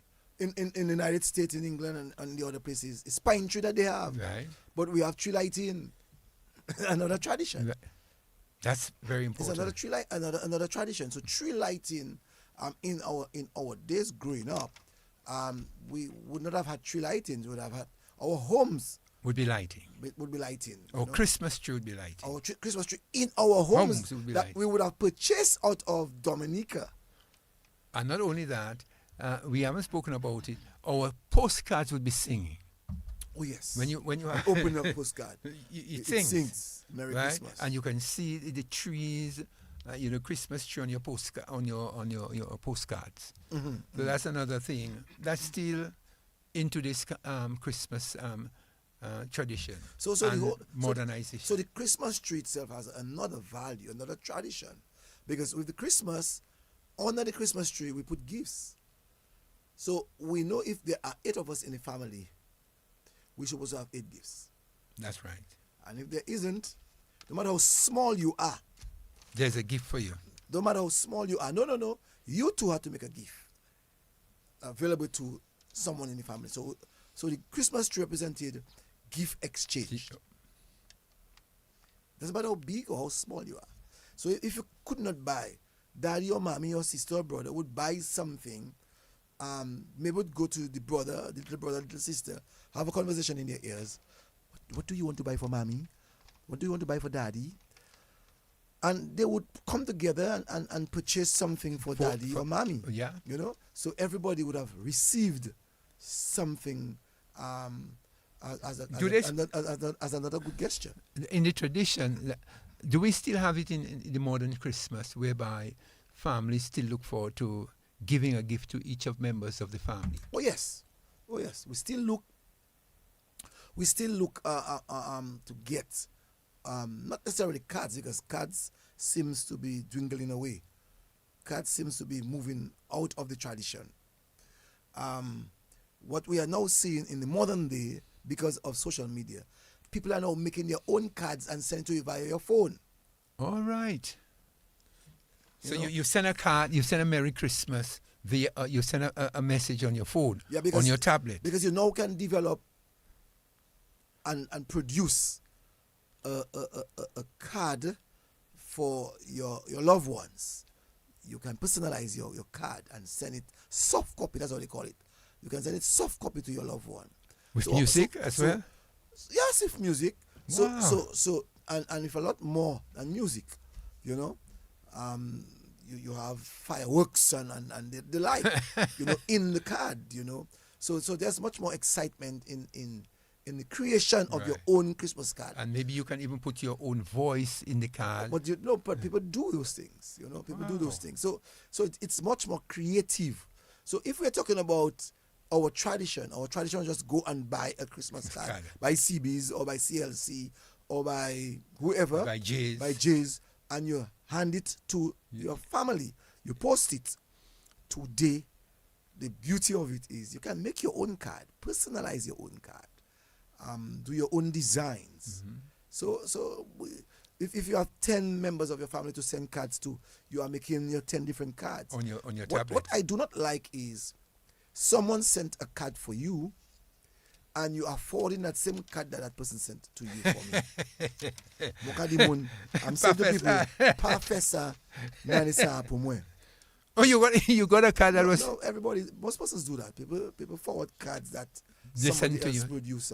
Because we can do our own production of our cards in... Right, but if a person send a card to you on social media, one would expect that you would create a card to send somebody, but yes. that you receive on social media to another person. So you'll see a lot of cards, this year, and last year you have seen it, cards that are recycled. Oh no, no, no. You know, someone sent it and another person sent it to another person. Yes, Because they forward it. They don't have the time to create their own, you know. So when they get it, they just forward it and put Adam's the brain, and they forward it to you, and they put a little line or two, Happy Christmas, Merry Christmas, or whatever the case is. You know, so that's what it is. Let's caution them. Create your own card. And the phone is friendly. The phone is smart. You can do your production of your own card. Right. You know, if you cannot do it, tap your moon for NDO. Get someone to help you. Right. You know, and, so sure. you send the card through email or WhatsApp. What do you do? You can send it via email, you can send it via WhatsApp. Because the phone has the tendency to ask you to send it via email, or to send it via WhatsApp, or to even TikTok, whatever the case may be. Okay. Or Instagram. So you still have the opportunity to send the card in all different ways. Take your time, Cecil. Unlike before, we used to just do one of two things: walk, bring the card, or post the card. No, you mentioned a lot of things that people of my age may not even have known about it, or just discovering it, or just beginning to use it. So you can use TikTok, but of course, Instagram, of course. What again? Facebook. Facebook. Ooh, you know, baby, it's a whole different. And I'm sure people on the social media can help me to have a better understanding of the other mediums that can be used to send a card this year. You know what I'm saying? And the cards you can send a blank card. I mean, with just words. Sorry, you can send a card with fireworks. You can send a card with different dimensions of wordings, and you know, and all the works. Yes, you have a chance to do your own creation, right. you know, of cards. You know, like when we went to school, we used to do our own cards, you know, by manila paper, and create your cards. Today, you can do it soft copy, and your family, loved ones can receive that same card and feel appreciated that you remembered them. You know, and you can send for much more people at no cost. Very interesting. The only thing that you have to have is Wi-Fi. Wi-Fi. You know, the only thing that you have to have is Wi-Fi. And I'm sure if you have your phone wherever you are, you'll have Wi-Fi. Right. You know, so here it is. You see, Christmas is really for children. Someone talked about earlier on about Santa is for the places in where snow is. That might be so, but the tradition is our Caribbean children would like to stand at the side behind and remove pictures of Santa so that they can speak of it years later. So you can see, we're watching a picture right now for those listening, that you have different ages here. I'm sure you have a 3-year-old here, a 5-year-old, a 4-year-old, and maybe a 10-year-old. Mm-hmm. You know, standing and taking a portrait of Santa in the background. In the background, and that is a very beautiful picture. So I'm saying that the Christmas village has provided, you know, that kind of environment for children to be happy or happier. You know, it's no longer on just shopping day. You know, before, as we heard before, that they would have to come to town.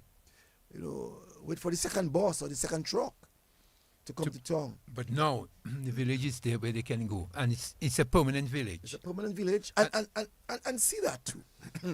When we grew up as boys and girls, children, you had Bouncing Castle or Pateni Bouncing Castle. No, we didn't have that. We had no Bouncing Castle. Today, children are having Bouncing Castle. That is wonderful. So they can have fun as well. That is meant to have fun. So your parents might be with other parents having their own fun. While the children have While fun. the children can, those children who do not want to purchase toys can go and have fun. Can go and have some serious fun, you know, in the Bouncing Castle. And that is what, when we grew up as boys, we didn't have. We didn't have that at all. A serious man. No, we didn't have that at all. So as I said to Tony, that everyone has his or her truth to Christmas. To Christmas. They have a chance to experience what Christmas is for them in their young days. No. That experience will live with them when they grow. No, tell me, is that a replacement for light? When you remember those days, as we said last week, that on the 24th light must go? No, we have had several several Christmas village events, and we never saw light. No, because they have dynamos, they have backup, you know. Light never went. No, man, they have backups. You know what I'm saying? I've seen the backups. And the place has lights like tower. Yeah, man, they have lights of different colors. Right. You know. Really? And they have standby generators. Yes. So if the Domlec lights go, they have lights that they can, generate from within the facility. And you can see the joy that children actually having, just being at that Christmas village, and you can see how elated they are just in the place Precincts. jumping, just jumping, the jumping castle. I mean, that's amazing, and we must not take these things for granted. Just see that what we're talking about. We remember as boys growing up, we say, oh, all around those who had light and all around houses had light. Look at what we are actually witnessing that we saw last year at the Botanic Gardens. Very, very, very creative. Very creative. Lights of different colors, different styles. Trees. I mean, trees, artificial trees with lights. This is really creative. Creating, creativity with lights. Very nice. And that's important, That's important. So I think we must not bash too hard, of the present generation and what they're actually doing for Christmas. Yeah, very interesting. And it's the opportunity, as you said before, to record. Take pictures so that as you grow older, you'll begin to say, but look, I was there. But you don't know how long that concept will last. As it is, in its present form. It doesn't matter how long it lasts. What will happen after is a new concept will come. Right. What I mean by a new concept, as generations get older and new generations would come in. New creativity comes. So new creativity is going to come in, So soon, all of us might just be a Santa. Who knows? You know what I'm saying? Soon from now. We are able to do something that our generation that passed did not do. Yeah, very interesting. And again, look at Santa and children and parents. Well, that's the modernized Christmas concept. Yes. In the traditional forms, we never had that. So it's a good opportunity for parents and children. And what it does, many of us who would have been in North America. During winter or during Christmas, which is winter time. Wintertime, yeah. You can almost tell yourself that you don't need to go to the United States to enjoy Christmas. With your children. You have it here. You feel. You feel that as though you're in Broadway or you're in Hollywood or in Disneyland. When you go there and experience that activity. The only thing we do not have, because we are tropical, we don't have snow there. Right. But you could sense everything else is a replica of the United States. North America, yeah. You know what I'm saying? Very interesting, Cecil. Yes. So I'm looking forward to that. When is it going to commence in terms of the construction will begin? Because I know it takes some time to... I think I was told it's going to be on the 19th. Yeah, but construction will start take place earlier. Yes. But you can see all the people enjoying that, man. And that's important, Brain. We have to make children be children. And enjoy their Christmas. Let us not deprive them from being children. By the way, when you're in this Christmas village, do you experience your sorrel juice, your ginger beer? Do you have that? I can't recall. I can't recall ever. Yeah, because obviously, I know the children love their hot dogs. Right. I know they love their popcorn. Because when we were boys growing up, right, when we were going to shop, we were not buying hot dogs. Hot dog wasn't wrong. No. We were buying popcorn. Popcorn was the in thing. Everybody had to buy. In those days, it wasn't a box. It was in a brown paper bag. Yeah. So every corner. I wasn't colored because they have popcorn now with different colors. Yeah. So Benji on Independence Street, where it was called Queen Mary Street, had his popcorn area. You had Cornia Stephans with a popcorn. You had a number of people, vendors having their popcorn and so on. So yes, you in the Christmas village you get popcorn, and there are different types of popcorn. I've seen the colorful ones. I'm not sure of the names. Ice cream. Yes, we had ice cream when growing up. We used to buy our ice cream, and you had to buy your ice cream. Well, it's important. Just because some of the parents who they with the children may want to experience their little ginger beer, their little sorrel, which is part of the Christmas activity. So I hope that in some areas they'll have the ginger beer and the sorrel, at least for people but you see, today, who would like to refresh children themselves. Children eat what you call that, pizza. so the tradition soon will be pizza. Right. We have been seeing the pig, what you call that, the roasting of the pig is moving away.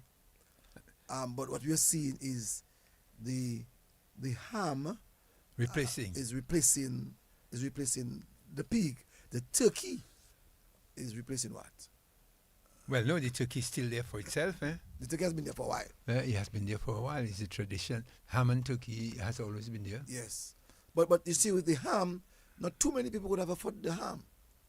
Today, children of all kind, or I should say parents of all kind, are given the opportunity to have a ham. And so growing up, yes, right. I would have seen ham at my home because my father was fortunate to be able to access it. Right. I like the word you use, access and buy. Very interesting, very interesting. Well, Cecil, in terms of the Christmas village, just watch this picture before you. Right. It reminds you of, again, a snow Christmas. Snowy Christmas. Man. Yeah. The concepts are good. Mm-hmm. The different concepts, and most of these things, as you can see, they are metal. Some of them, the way they design and the lights that in them, it takes a lot of creativity. And as I said, you can only see that in New York. Right. Now we see that in the Caribbean. But down to the Caribbean, and that is unique in terms of. I do not know whether have you ever seen this concept in other islands? Well, I always make it my business to be in Dominica for Christmas. Yeah, but I think now by virtue of the social media, I'll have to look and see. How it is done in other places. But that's interesting. Yeah. So you can see the traditional Christmas versus now the what I call the modern Christmas within the modernization of Christmas within the Christmas village. Yes. Because we never had that before, where you'd go and you would not see all this joy written in this type of way, all the different lights. So this is a modern form, a modernization of Christmas in terms of making it more accessible, and I would say and more exciting for children. More exciting for children. Yeah, because it excites them. In our time, let's look at where we used to really traverse. We used to traverse through Astafan Street. We call it it's King George V Street. That's right. So people call it Astafan Street, King George V Street. That's one of the major roads. Then you had Fields Lane. That's another road. Another road. You had Cock Street. That's another road. And then you had Kennedy Avenue. No, Hillsborough Street wasn't seeing that kind of activity flair that we would have seen. River Street wouldn't have seen that No. They would have seen that later on in the night. Yeah. But the children bursting caps and running up and down with their... So you'd see that on where we call Independence Street Independence today. Street, It was called... Queen Mary Street. Queen Mary Street. So you would have seen this thing and going down to the Bayfront by Nassif. That's right. So children would go shop hopping, if you want to call it that way. Shop hopping. And to see what they could get and so trees right. And most of the times when you had the activity in terms of when you talk about a Christmas village, we never had that. But most of the children would converge on, let's say, Four Corners area there, around there by Paris William area there. Yes, we would converge there. So that was a popular area. Very popular. A lot of people. Kennedy Avenue, Great George Street. Right. Yeah. There was a conversion. Four Corners, yeah. What do you call that? You can hardly move. Golden fried chicken. Right there. All that area there was the populated Pee-wee area. You had Pee-wee, you had in our time, golden fries. Fry. You had the little Board and Low. So that's a very popular area inside there. And another popular area I find though growing up was by Trinity area. By Trinity. Yeah. When you reach down there by I would say by where the president, by that big wooden house there, by France. By France there, right. In that area there. By Shillingford. So you find the more populated area would have been that street, King George, Great George Street, right? Going up east or going down west to the sea. Right. That would have been a popular area. That would meet a lot of children but there. It would have ended on Kennedy Avenue. That's right. Virginia was not seeing that kind of excitement. No. Bath Road was not seeing that kind of excitement. You know, every child had to come to the center of Roseau to converge. You know, to converge, because the vendors had to find themselves in that area, in those areas. So you find the let's take it from the Astafans Road, that is King George Davis Street. Mm-hmm. So you find people under that time that Waldron. So you have people under that gallery there, selling the apples, more or less apples. So you go there for apples. Astafans had to a place higher up that was selling paint. I think it was Budger Paint. Budger Paint, yeah. They used to sell Budger Paint. The Astafans used to have that place. And there. By Simsey there. And down by Simsey in that area. And by Colonel Phillips' father area there. By Campbell Phillip. Right. We converge there too. And Dr. Shillingford. We converge. That area there was another populated area because vendors used to be in that area. Right. We converge there. So that's a place where people actually converge. Where boys would meet boys, you know, and so on. Most time girls would be there with their mothers. But in the modern, and you have probably seen it, in the modern Christmas time, do they still converge in those areas? Boy, I'm a big man now. I'm an elder. I'll have to look. I reach a golden age, so I don't find myself. I'll have to look and see. Yeah, so we'll have to maybe look and do see. a little survey and look and see whether they still converge. But we know in those days, Astafans, Nassif. Right, you have to converge. Whitchurch. You have to converge. I'm talking about the places that people used to go and shop. You know, Astafans was the in thing. You can't get in. Upstairs and downstairs of Astafans. Sometimes they kept us out, you know. Oh, sometimes they had to close the door. They closed the door, you know. They had to close the door. They used to have this as a matter, you see that big door now that you're entering. Mm-hmm. It used to have a thing that you could bring down. You bring it down. Yeah, they bring that down, and there's that two doors. There's two glass doors. And the guys would close that. You have too many people inside there. You can't inside there. You have to wait because I mean, no fool yourself. Guys used to volley, you know. Yeah. You have to wait. It was not like today where you had a barcode and cameras. If you pass, because you didn't pay, or cameras to see that you. Yeah. So when that place is filled, Astafans can put how many security officers there. But they would stop you, eh? Man would volley that. Man would still volley. But they would say, well, yeah, they have enough people inside. Yes. You can't go. You have enough. You have enough. So you had Nassif was another place. Nassif, old Nassif, was another place. Batter was another place. Yeah, people on their shoes. I mean, Batter was Christmas. Their shoes. Batter wasn't easy, you know. In that where they go now, especially I know, for instance, I'm beginning to see in the modern times now that the young girls and the ladies they buy things online. No, they buy things online. And I see a lot of them converging now. People buying things online, my brother. I see a lot of them heading down to down by Nassif, down there in Kingsfield. Haven't you seen them? There's a place there. Izone, that's what I'm talking about. Izone, yeah, man. Izone, that's when you buy things. When you buy your items, it comes from Izone, and then you pay. Yeah, I saw a lot of them inside there, man, for the Christmas. Yeah. So people buy things, a lot of things outside of Dominic. So you see what happens. So while people say that, you know, we don't have money, or people saying that these people are saying that we're not making money. Quite a lot of our people buy things from outside. There's a Shein and there is Amazon and you know the works. The works. So, you know and it's, so that's the traditional the modern Christmas now is they don't shop. So the modern kind of Christmas now is that people shop out of Dominica for what they want. But you know what, another thing, talking about that in terms of the traditional Christmas, Cecil, even on the way they seem to be bringing in man. But of course, Yeah. You're joking, man. Because a friend of mine, I'm not calling his name. I see people coming there, and some girls bring those things right there for people to come and get them. So that's a new form of Christmas shopping, man. But you see, Brain, right now, unlike before, what we saw happen was the business people used to buy these items out and bring it in to sell. That is still happening today. But you still have people who have their card, their more banking cards, their credit card and their debit card. That is used today more often than ever. And so everyone has a card. So you can purchase and pay for your item and you have not seen it yet. You have not, take your time and explain that.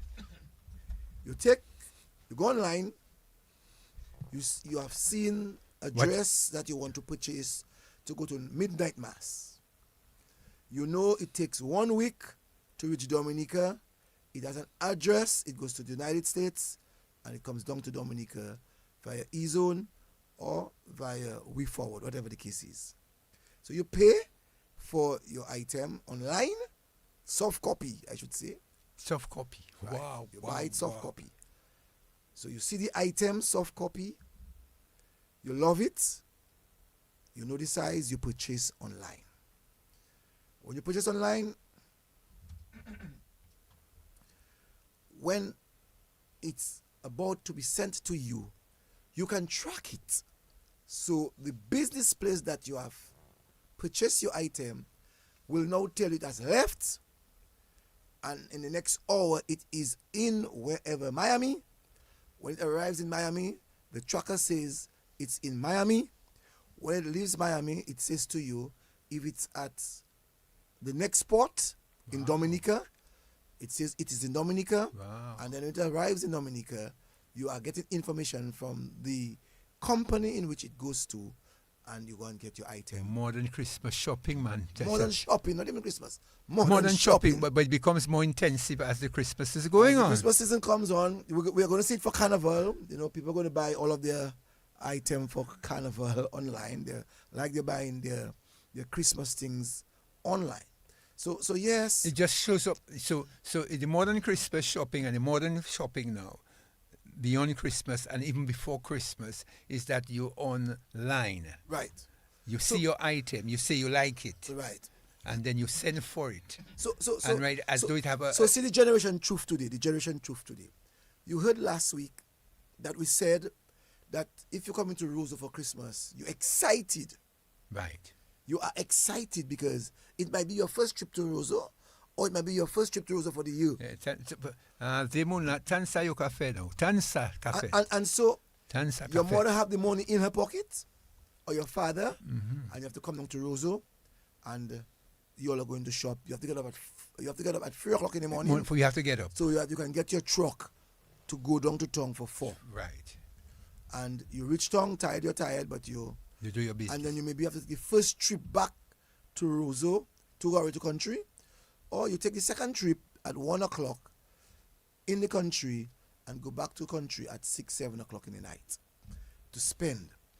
So today, that same child in Vegas can stay in Vegas with his credit card or his debit card. Wow. M-L'argent or More Banking or whatever other name that they have. You can now take that card. Right in Vegas. And right in Vegas. Go on your computer and write to Amazon. Enter into Amazon's space and tell Amazon what you want by what you have seen. And you will purchase, and they'll tell you, I put it in your cart. Why they put it in? In your cart. So it's in your cart. C-A-R-T. They put it in your cart, not the cart. So normally you take your cart by Astafans and you trolley, your item. Right. So that's the modern, So you have your cart. Right. In by Astafan, you trolley in. Right. So what is that cart now? So that cart is the item that they place in it for you to get ready for shipping. place in your cart, ready for shipping. So that is the modern type of Christmas. Christmas that we're talking about. Cart Christmas now. You know? C-A-R-T or C-A-T? C-A-R-T. You have your cart. Not meow. It's the one with the 4 wheels. So boy, let us prepare ourselves for that modern time. For the modern time. So while we are saying, boy, our Christmas was wonderful, our Christmas was best, these children today will tell you when they get older, boy, I could buy my toy online. You know? I had a cat Christmas now. I could buy my toy online. Oh, I made my... Even toys too? Of course. Anything, you can get any and everything online. Wow. Any and everything online, but you're buying cars online. You stay in Dominica, Asapan don't have to just buy cars for you, you know. Karam don't have to buy cars for you, you know. Otocho don't have to buy cars for you. You can go online, go to a dealer and purchase your vehicle. Send your money and they will send your vehicle for you. So the same thing with clothes and items. Even food too, Cecil? Food too, my brother. Food too. Yeah, but look how the world come. So it's important that our business people now creates the attraction for purchasers to get to their places. If you don't do that, so that is why we need to complement S-Smart, we need to complement Fresh Market, we need to complement even Astafans, We Church, for the kind of creativity, branding images that they have created for the business places to allow people to come in. So when you enter for the Christmas by S-Smart, you feel that you are in a big grand supermarket, BJ's in Connecticut. Wow. You so think that it costs you less. So you right now see how we come in small island state. So right now in Dominica, when you create a space, you have to feel as though you're in BJ in America. Of course. You in those big way Dominican Sakafet. You create a space as though you're in New York or you're in London. Yes. Or you're in Paris. Yeah. But the only disadvantage of buying online, there's a disadvantage, there's an advantage. The only disadvantage that there is, I believe, is that it doesn't give a country to have a better economy. So if all your money is exported, if most of your money, not all, but if most of your money is exported, where is the creation of jobs? Mm-hmm. So we have to watch that. But it opens a space for creativity. So young people now can, there was no E-zone before. Somebody can put a B-zone too, you know. So people, when you purchase, you can, there was no We Forward before, there's We Forward now. So you have to, young people get innovative because you have to pay also. So for instance, you would have gone by Karam if you purchase something in England, or gone by Curtis Flozak if you purchase something from England. You'd go by Issy Shillingford if you get something from the United States. And to pay for the item to get to the port to take your items. Right. You know? And so what that has done, it has eliminated tailgating. All right? So people now will purchase the item wherever they do, and they'll have to go to the E-zones, to the We Forwards, to pay and to get the item. So yes, that's a way to get innovative. Mm-hmm. Well, we're talking about the modern Christmas Union. You see what has happened and shopping. So right now, says so Christmas, you can just stay here at DBS or wherever I'm at my home, look at all the items I want, even my food, my credit cards or whatever, and see that's what I want, and then just get it. That's what it's all about. Yes. It's a modern way. The other disadvantage for me is if you have a credit card, you are taking a loan to purchase. If you have a credit card, if you have a debit card, you are using your own money. You understand what I'm saying? Go ahead. So if you have a credit card, you are going to be using the bank's money at a particular percentage. I don't want to talk about percentage. I don't want to distract viewers and listeners. So you if you have a debit card, it is better because you're using your own money. To make that purchase. And it does help, to buy your items online. For those of us who do not like to wait, some of us know that based on where you buy. So people buy now in China. Shin is in China. Shin is in China. Alibaba is in China. Wow. So you have all of these huge companies with items upon items, thousands of items. Dresses that you can buy that you'd normally buy for $150. You can get those dresses for 10 US. Wow. If you understand what I'm saying. I understand. So Christmas, as we're speaking about now, in terms of the modernization, we are going to see quite a lot of things different. The phone has created an avenue to make our lives different.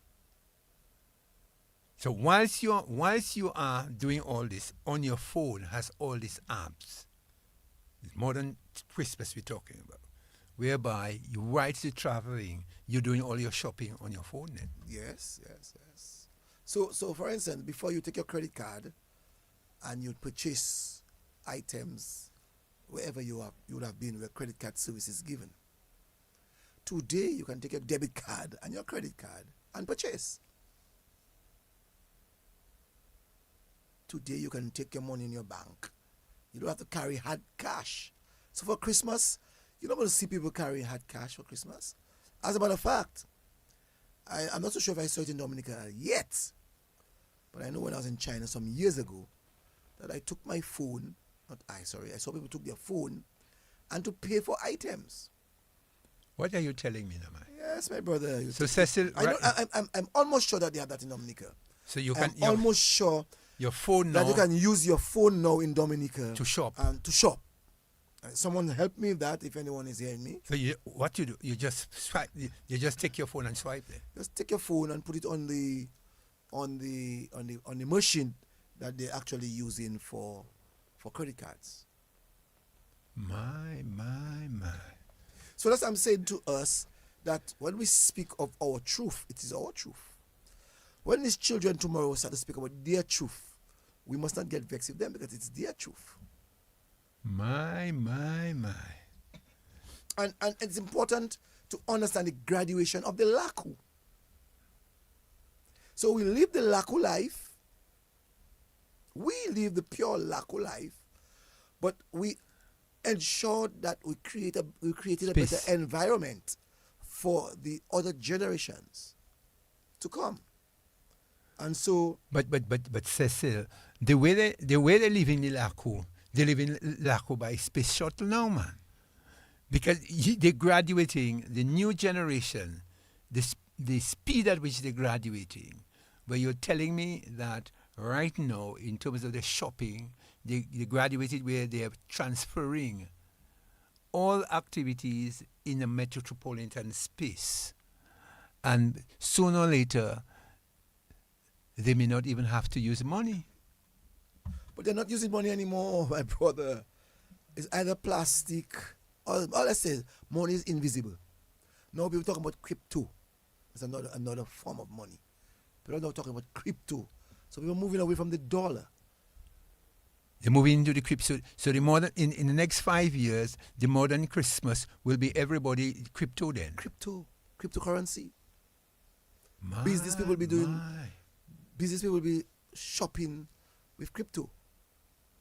The hotels will be accepting crypto.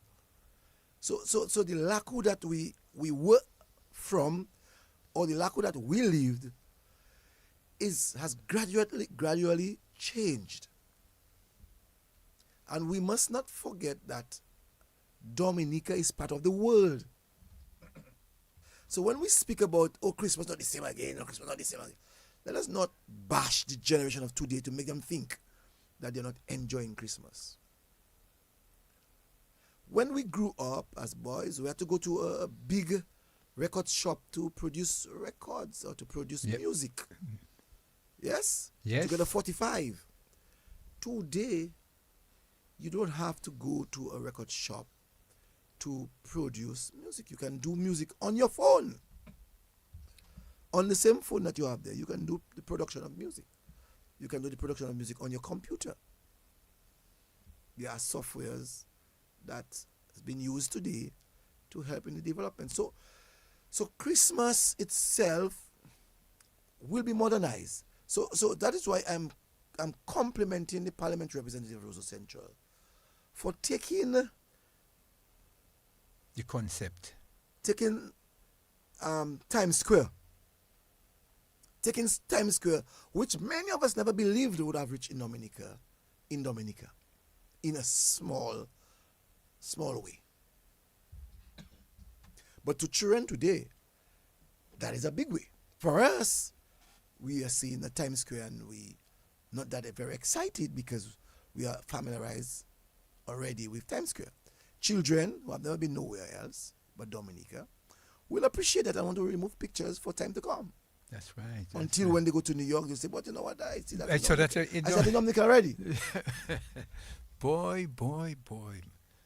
No, you can see the modernization, Cecil. Yes. And in that modernization, one of the things that I try to tell people is your card can be hacked.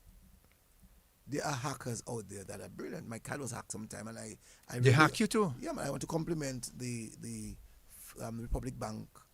They did a fantastic job. They told me within 90 days they would get my monies for me. And within 3 weeks of my money being stolen, a good sum of money of mine was stolen. I was able to get it back from the bank. I know where the money was spent. And that's it. The hack. So right now, so the modern Christmas, when fellas would go normally and you, let's say for instance, you voltige a tree to get a couple of chiclets and a couple of apples. Right now, the way you shop with this online business, you can be hacked then. They can voltage you too. They can voltage you. So you see when light was going up, light was going, and fellas just take the opportunity to buake people. Yeah. Well, the hackers out there, that's what they're doing too. So you're buying your Christmas toys, you're buying your Christmas this, you're buying your Christmas that. They can stay where they are. Don't ask me how they do it. Get your PIN number and hack you, and are able to go to a hotel, or if not a hotel, go and buy a car if you have enough money on your account. So what they normally do sometimes, and if you can go back to the yard, when I say that, you can visualize it. Yeah, right. What they do is that they do a soft volley. They take your money in a soft way, meaning the first time they'll take €1,000.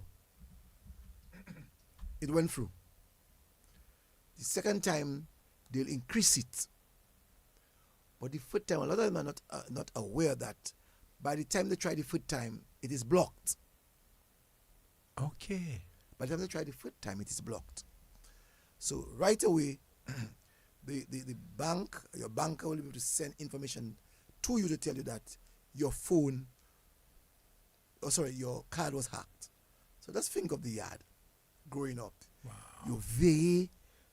You watch the neighbor to see when she go in to go and take something in the house, to volley something in the house. Soft. The next time you go, they hit your job. The next time you go, you know what the house has. You go to take a bigger job. Right. And the neighbor might suspect you take a big amount and call the police. Okay. They might get you or not get you.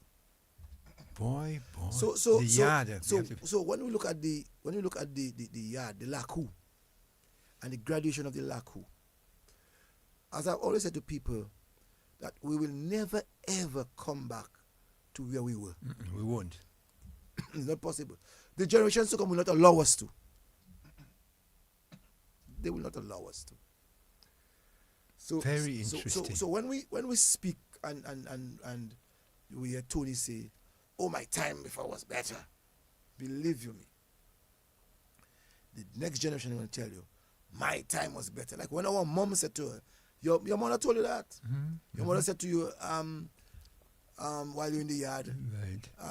Brain mo pale jeunesse ou, Mo pale pale jeunesse. Noël ou pour rien. Parce que Noël ou pas ni rien.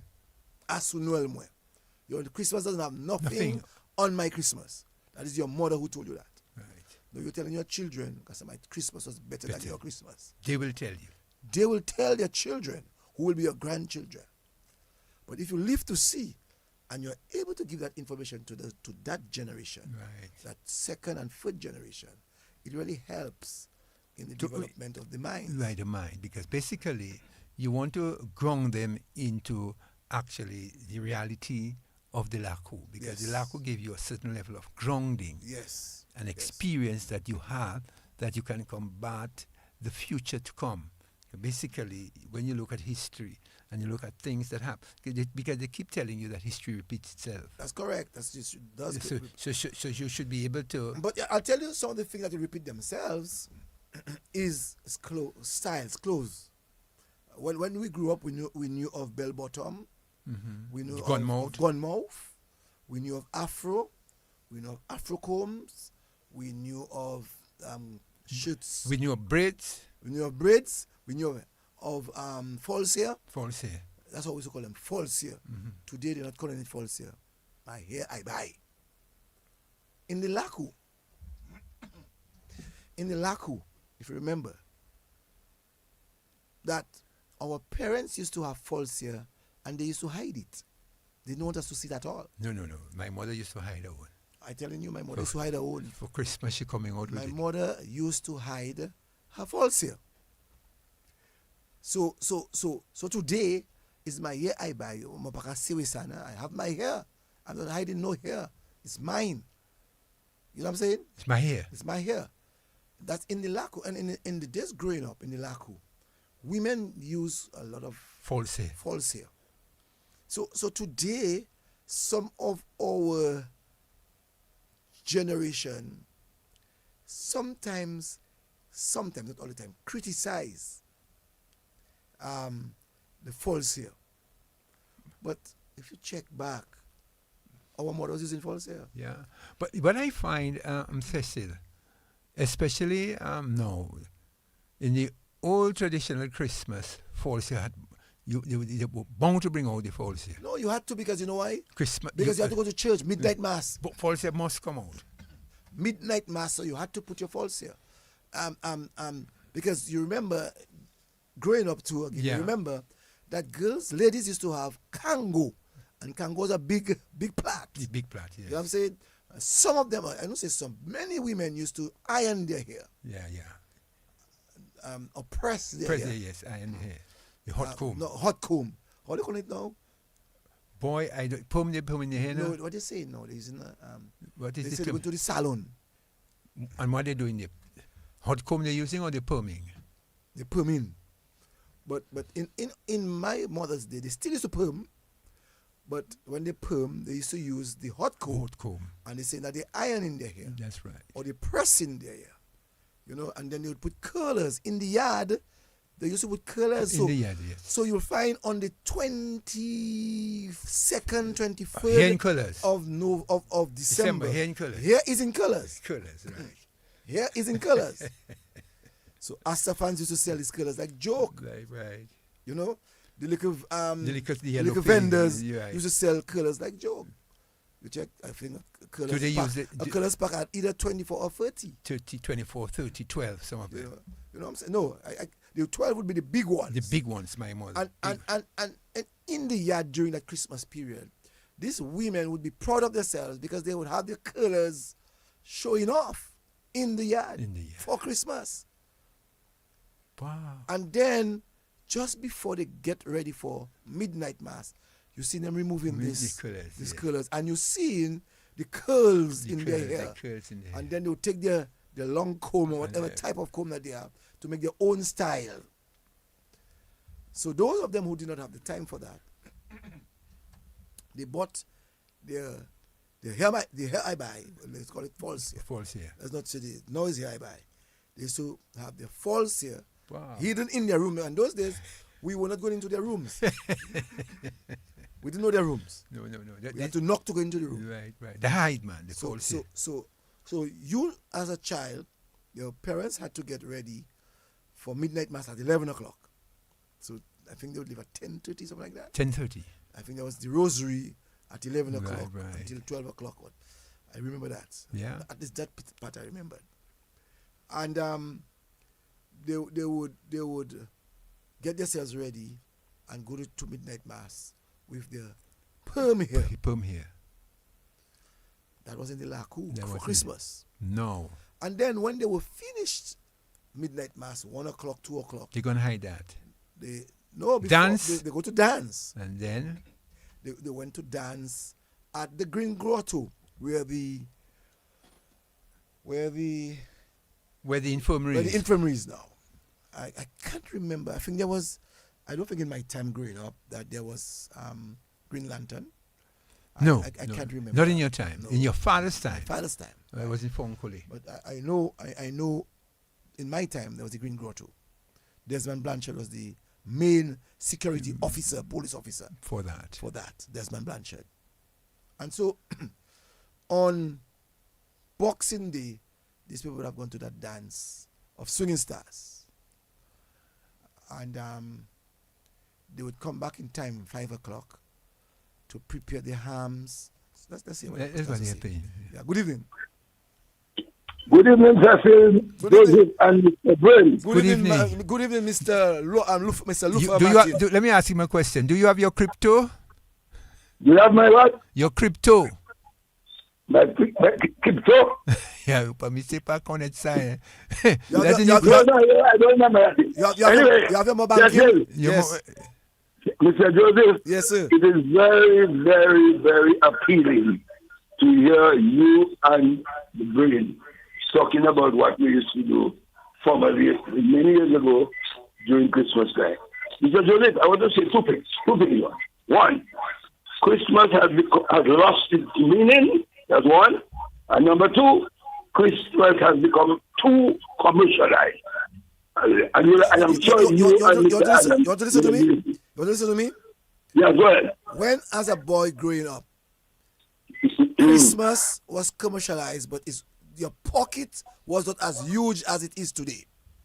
Yeah. Okay. So I want us to understand that Christmas has always, the purpose of Christmas is to spend.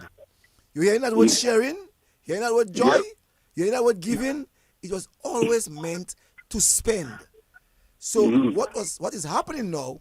There is much more money in circulation than you growing up.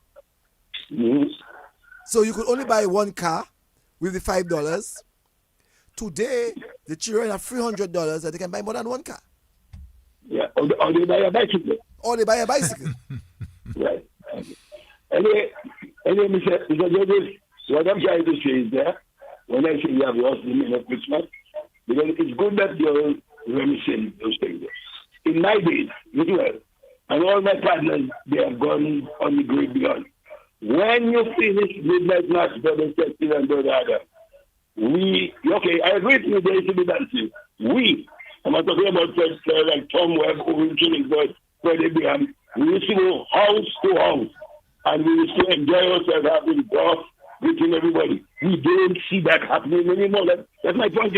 We don't see that happening anymore. Why? Anyway. Well, I don't want to say we are not seeing that happening anymore because for a very long time, we find the social media platform has changed situations. Okay. So for instance, you go to a party, right? Let's talk about a party, and in the party has 25 people. 25 people have their phones, and do you know that people not even dancing, but they're in their phones? They're not conversing with each other. They're not conversing with each other. They're conversing with somebody outside of the party. And let me clarify that with you, Brother Joseph. As a teacher, right? Even in schools today, you have what you call it, normally Christmas party for the kids. They used to dance and sing and sit there already. The same thing you just told me. It's exactly the same thing happened during Christmas party. You know. They go in the corner with their partner, they have their tablet, they have their phone, and they forget when they're ready, they want to eat, they want to eat. But this sort of socialization have gone out the window. No, but can you say that these children are not enjoying themselves? No, I did not say that. No, I'm asking you. No, I'm asking. I'm asking. I'm just asking. I'm asking, do you think that these children are not enjoying themselves? They are enjoying themselves. I'm quite agree. So that is the point I'm making to us, that we mustn't think that because we enjoy ourselves a particular way, that the way that they're enjoying themselves, that they're not enjoying themselves. No, I never said they are not enjoying. I'm not talking to you. I'm talking about you. Before. Okay, so certainly we have this helpful. We agree. But before, let's say maybe around 5 years ago, you have Christmas parties. Children used to form a line, the Christmas music playing, they in a rain, you know, whatever. The whole atmosphere has changed now. I agree with you 100%. Yeah. Right. Anyway, thank you. I like this talk. Continue. Thank you. Okay. You know, 5 years ago, the phones that we have today were not doing what they're doing today. 5 years ago. And so, 5 years later, the phone is not only an office, it's a socialized gadget that you can use it to socialize yourself. So, for instance, we sometimes go to activities, and for us as adults, we want to be away from people, and we go to our phones, we play games, we go to our phones, we read our emails to see if we have any emails, and we do our work while we are out of work. You know what I'm saying? So the children today, they are fortunate to have that type of gadget that can help them to enjoy themselves. So we're hearing today that people say, oh, my child is staying in the house and not going nowhere. But I can guarantee you, when television came in the 80s in Dominica, parents had the problem of children staying more inside. I don't want to use the word problem, but parents had the experience of children staying more inside to watch basketball at nights, to watch wrestling on a Monday night, to watch Charlie Angels on a Tuesday night, to watch Playton Place on a Friday night, to watch Mason on whatever night it was, to watch $6 Million Man in the 80s. Young and the Restless. And in the afternoon, when you come out from school, at 2 o'clock, Young and the Restless. you can watch Young and the Restless. Bold and the you Beautiful. can watch Bold and the Beautiful. You can watch As General Hospital. As the World Turns. You can watch As the World Turns. Television. Yes? Yep. And we stayed in. Food was burning on fire because the wives had to watch The Young and the Restless, As the World Turns, General Hospital. Yeah, food burning. But that then, episode. But then, my mother would not have had that experience. No. But your mother. But my mother would have had that experience. Yeah, but they have to rush. And then I would have had that other experience where, yes, in the afternoon, I have to go and play football. Right. All right? But I play football in the afternoon, but I am going to make sure I'm going to go home. To watch $6 Million Man, you know? Or even Charlie Angels. Even if you didn't have television in the yard, even if you didn't have television, we made it our business to move one place in the yard to another place in the yard to watch television. Right. What was good about us in those days was we were able in the yard to discuss the program that we just saw. Right. Or we just dealt with. Yeah. We had the opportunity to discuss. To interact. And discuss. But who says that the children today are not doing that? When you go on Facebook, people screenshot and they send it to another person and they start to discuss and they call each other and they say, what do you make of this? You just see Annie Housebound today. Right. It goes viral and people are discussing. Right, they're discussing. You know what I'm Unlike before, Annie Housebound, people have to take the telephone and call. Call what Annie Housebound? Right now, they just send a screenshot of any house burning, say so? My. And someone just said to me, when they used to get money, because we have to remember, in our good days, growing up, monies were coming out from the States, England. In those days, they were not using euro in Guadeloupe. They were using the francs. Francs, right. And the EC dollar was heavier than. And if you were in the Aruba Curacao, you had the guilder. You had the guilder. If you go to St. Martin, Dutch St. Martin, right. You had the guilder too. The guilder, yes. In Dutch St. Martin, you had the guilder. And the other side would use.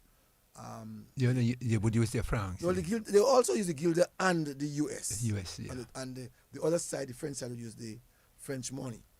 So someone is saying, when for Christmas we should get our little money. Yeah. And they should buy Vaseline, roll-on, a little spray. A little spray. They used to have a spray. What is it called? Spray? Was it Lander spray? Lander, man. No, Lander was the roll-on. No, they have a spray to Lander. That was spray Lander, right? Yeah, man. That was spray Lander. That was smelling sweet. Slim team, yeah. And that just smells sweet. Sweet, man. So it was Lander. And so you get your little money. Right. And first of all, they send any money to your mother for Christmas. And the other one is saying, well, that $10 is for Cecil, $5 is for Reginald, $5 is for, all right? Yeah, so based on age, they used to send a particular amount for the children. Children. But you know what? What are they doing now? They used to outline what you have to purchase. Yeah. All right. What children are doing now? Well, that's every month we're giving children pocket change. You call it? No, stipend. We call it. The word pocket change finish. Every month we have to give our children stipend. So some of them, they save it for Christmas, and when you do check, you give them their $300. And they have already $500 in their kitty. In their kitty. And they can spend $800. So when they come home, you wonder, but what is that? So today, it has changed. Things have changed. But one of the things, Cecil, I find with the social media as well, yeah, they're interacting, they're discussing through electronic means. But the personal thing, I think, the personal touch that you have, seeing your friend, right? You can see your friend right now. People, and especially around the Christmas, people make love on phone. Of course. You can stay at your home and watch your woman at home. Of course. In her bedroom. Yeah. But you see, let's look at the modern time. Let's look at now, and we growing up. They have to send a picture, take out a picture by a Christmas tree in America for you to see, and send it for you in a card. Yes. Right. They go and they process the picture. Right. We used to call it wash. Wash the picture. Right. And they send the picture in a card for you. Yes. And you see your brother standing by a Christmas tree. Right. And you're hoping to have a Christmas tree. Today, Christmas. You can see on your Christmas brother. Day, you can call everybody at one time. And see them. At one time. You can have conversation with 5, 6, 7, 8 of them. You can do a Zoom. We born here. And see them, eh? Yes. So you can see that one there, John there, Brenton over there, Janet on the other side, and you have a Zoom conference right there on your Someone board. said the spray was concept spray. Concept, that is right. Spray. Thank you, caller. Yeah, the concept, boy, that was a kind of Menevini boy. When you have sweet. that on you, when you say you have that on you, it's a Menevini business. Yeah. So you can have your Zoom. Yeah, so now the children, the people of today can tell you that it's better because they'll ask you, when your mother was in England, you wouldn't see her. She was sending money for you, see her? And still, sometimes, when they call you on the phone, they cannot stay long on the phone, even if they're in England. Right now. If you call Dominica to England in those days, it was $6.30 for 1 minute. For 1 minute.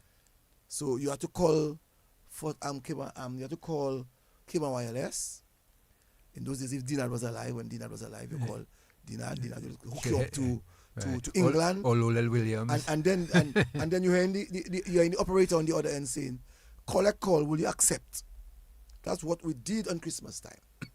When we call our parents or we call our loved ones, you have to do a collect call. And children might be hearing that for the very first time. A collect call. You calling Cable Wireless, you're pressing 0. That's right. And when you press 0, or you're not pressing that, you're dialing 0. And when you do that, you're in the operator on the other end at Cable Wireless. Good evening, how can I help you? Now you're calling England and it's 5 and 6 hours ahead. So you know if you call at 7 o'clock, it is midnight or 1 o'clock for the person in England. England, right. And so you call them and you're hearing the operator saying to the other person on the other side, collect call, will you accept? And your family might say yes. If they say yes, they're not staying 5 minutes with you. They're not staying 5 minutes with you.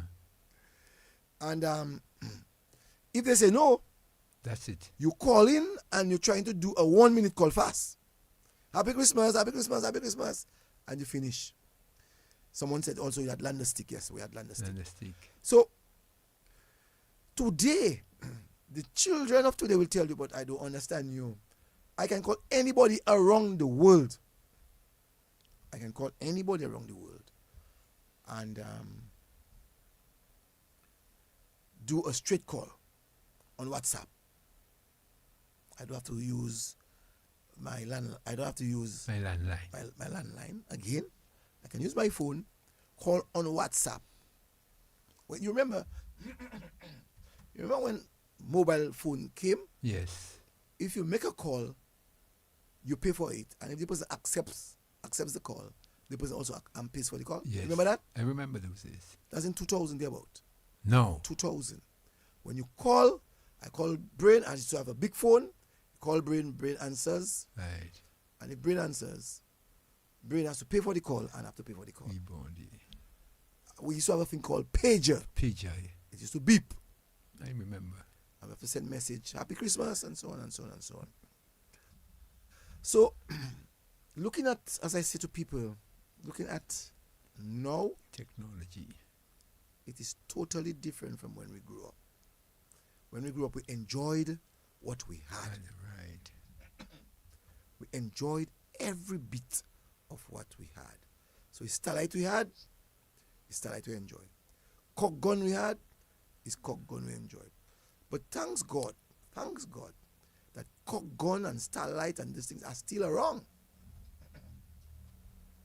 They're still around.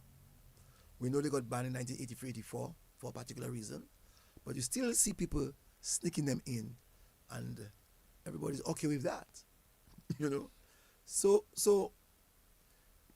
Christmas of the tradition, we will say it was good. Good, right? We will say that, but we must pause. Well, we must take a little pause.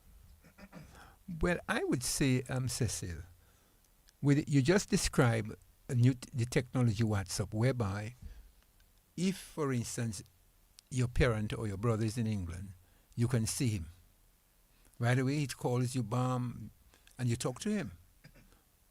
And you can send him a message. Nothing is delayed. No, one time.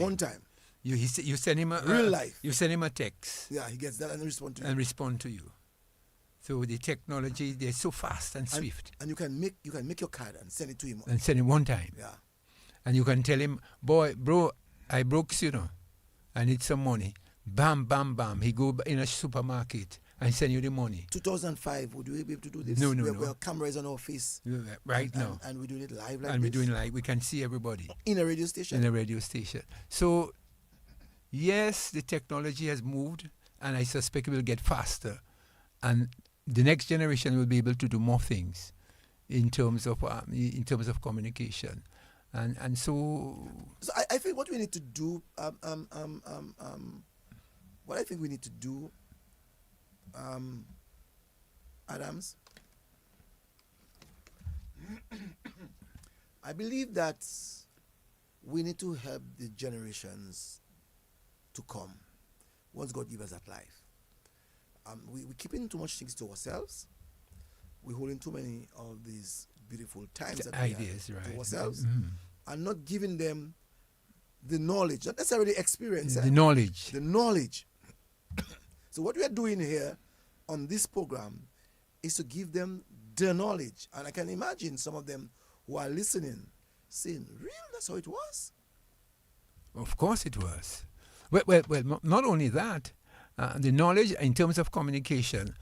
Cecil, you had the phone, or you could take, can you get a message? Can you take it? And you pay for the call. But when I grew up as a young boy, it was by telegram. Oh, yes. My parents... So you see? Yeah, my parents would have to send me to the telegram office to get a telegram from England, you know. At Cayman Wireless? At Cayman Wireless, you know. And then we start using that phone. Right. No, long time ago, around Christmas time, fellas used to walk with their thing as though it's a walkie-talkie, you know. That was a big thing, you know. Your phone you had was a big thing, you know, you talk. Yes.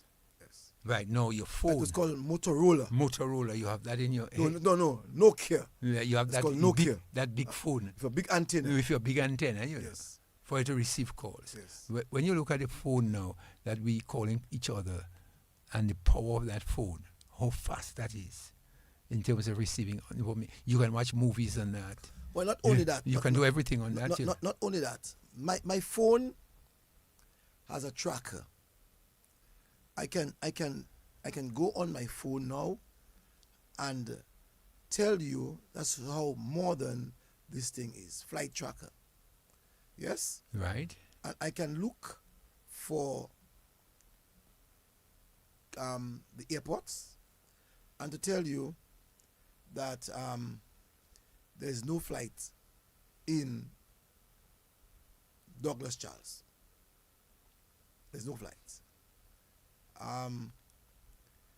I can tell you that the last flight that was there left at 22:11. It's just left. Wow. I can go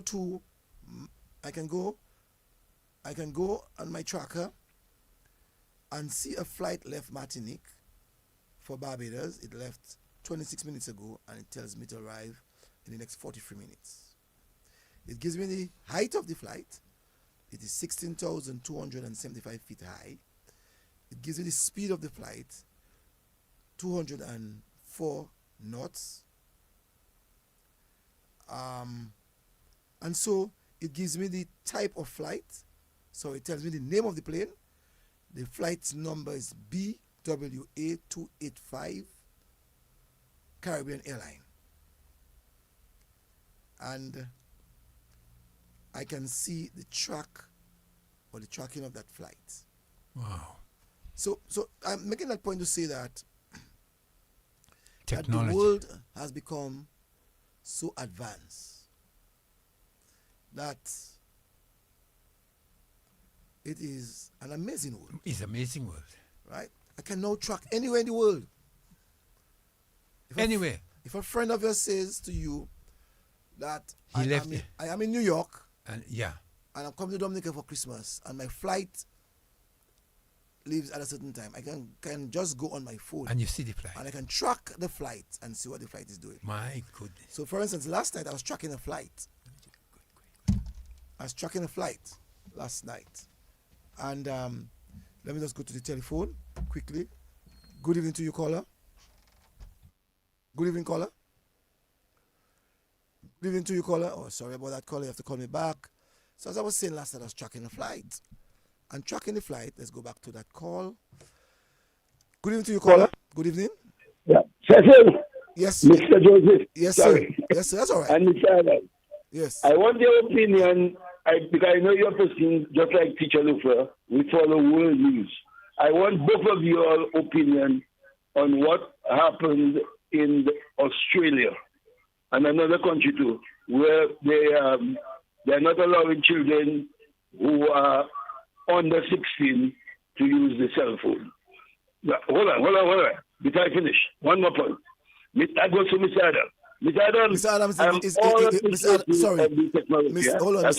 Mr. Adam went to the bathroom, so you'll have to wait when he comes back. How's that? He went to the bathroom, so you have to wait when he comes back. All right, okay. Well, Cecil, you can tell him that. Let me continue. Yes. I was saying, Cecil, we are all impressed with the new technology we have now, especially at schools. But I'm wondering, Cecil, that there are some students because I've seen it happen. Some students, unless they are properly supervised, Mr. Joseph, use the technology for the wrong reason. Sometimes you think they would be doing, but they are totally on a different channel. What's your opinion on that? Thank you. Okay, thank you. Let me just take that part last. When I went to school, we saw the introduction of calculators. And the teachers, when we were doing our exams, were adamant that we should not use calculators to do exams. And today's world, and Lakou, we had a lot of formulas to deal with. Yeah. You know, pie charts and all of these things in maths. And they told us do not use the calculators in those days. Today, a child goes with a scientific calculator to do the same exam that I would have done. And so as we grew, as we become more modern, and I say we, the world become more modern. For me, it's no problem to get assistance to be further educated or to be more educated. I don't have a problem. The problem I have is when you make this gadget or you make this gadget, you make it your tool to be how would I use it? In other words, when you have the tool, like for your calculator, and you use it to be able to compute, you have to know what to do. You have to know what to do. Right. It just helps you to get the answers. It helps you to get the answers. But so you must know the formulas. You must know what to do to input the information. Yes. In other words, you even if the machine in itself cannot do it, you have to you have to do the calculation yourself. You have to know what to do. And Lufa asked me the question in reference to 16-year-olds in Australia. I remembered as a boy growing up also too that we had mapping. And mapping had what we understood was porn. Yeah. And some way, somehow, even if it wasn't on our television screen, we got to find out where we found out where we could get it to our hands. Well, you know, for instance, with the technology now, basically, you block. No, I'm just saying, because he asked me a question in reference to 16-year-old children. Right. And I don't think in a civilized world we should be able to hide away from children. What we have to do is to help in the development of their mind. Guide them. To guide them. Right. So you cannot tell a 16-year-old don't have a cell phone. If you tell him don't have a cell phone, first thing he'll wonder, why don't I have a cell phone? Yeah. Why I should not have a cell phone? And that child is going to become curious. Very curious. To find out. And that child might be worse off when he gets a cell phone in his or her possession. Right. So I don't think it is something in this civilized environment. Right. It's the modernization of society with all this electron. Because right now, you are going to have smart classrooms, eh? But there are smart classrooms. Right. In fact, there are smart classrooms, which they call the DSU, unveils cutting-edge smart classrooms and learning hubs. But listen, in Dominica we have a smart hospital. In Dominica we have the smart hospital, which means that a doctor can get information at his leisure. Right. If he's delivering a particular patient. Right.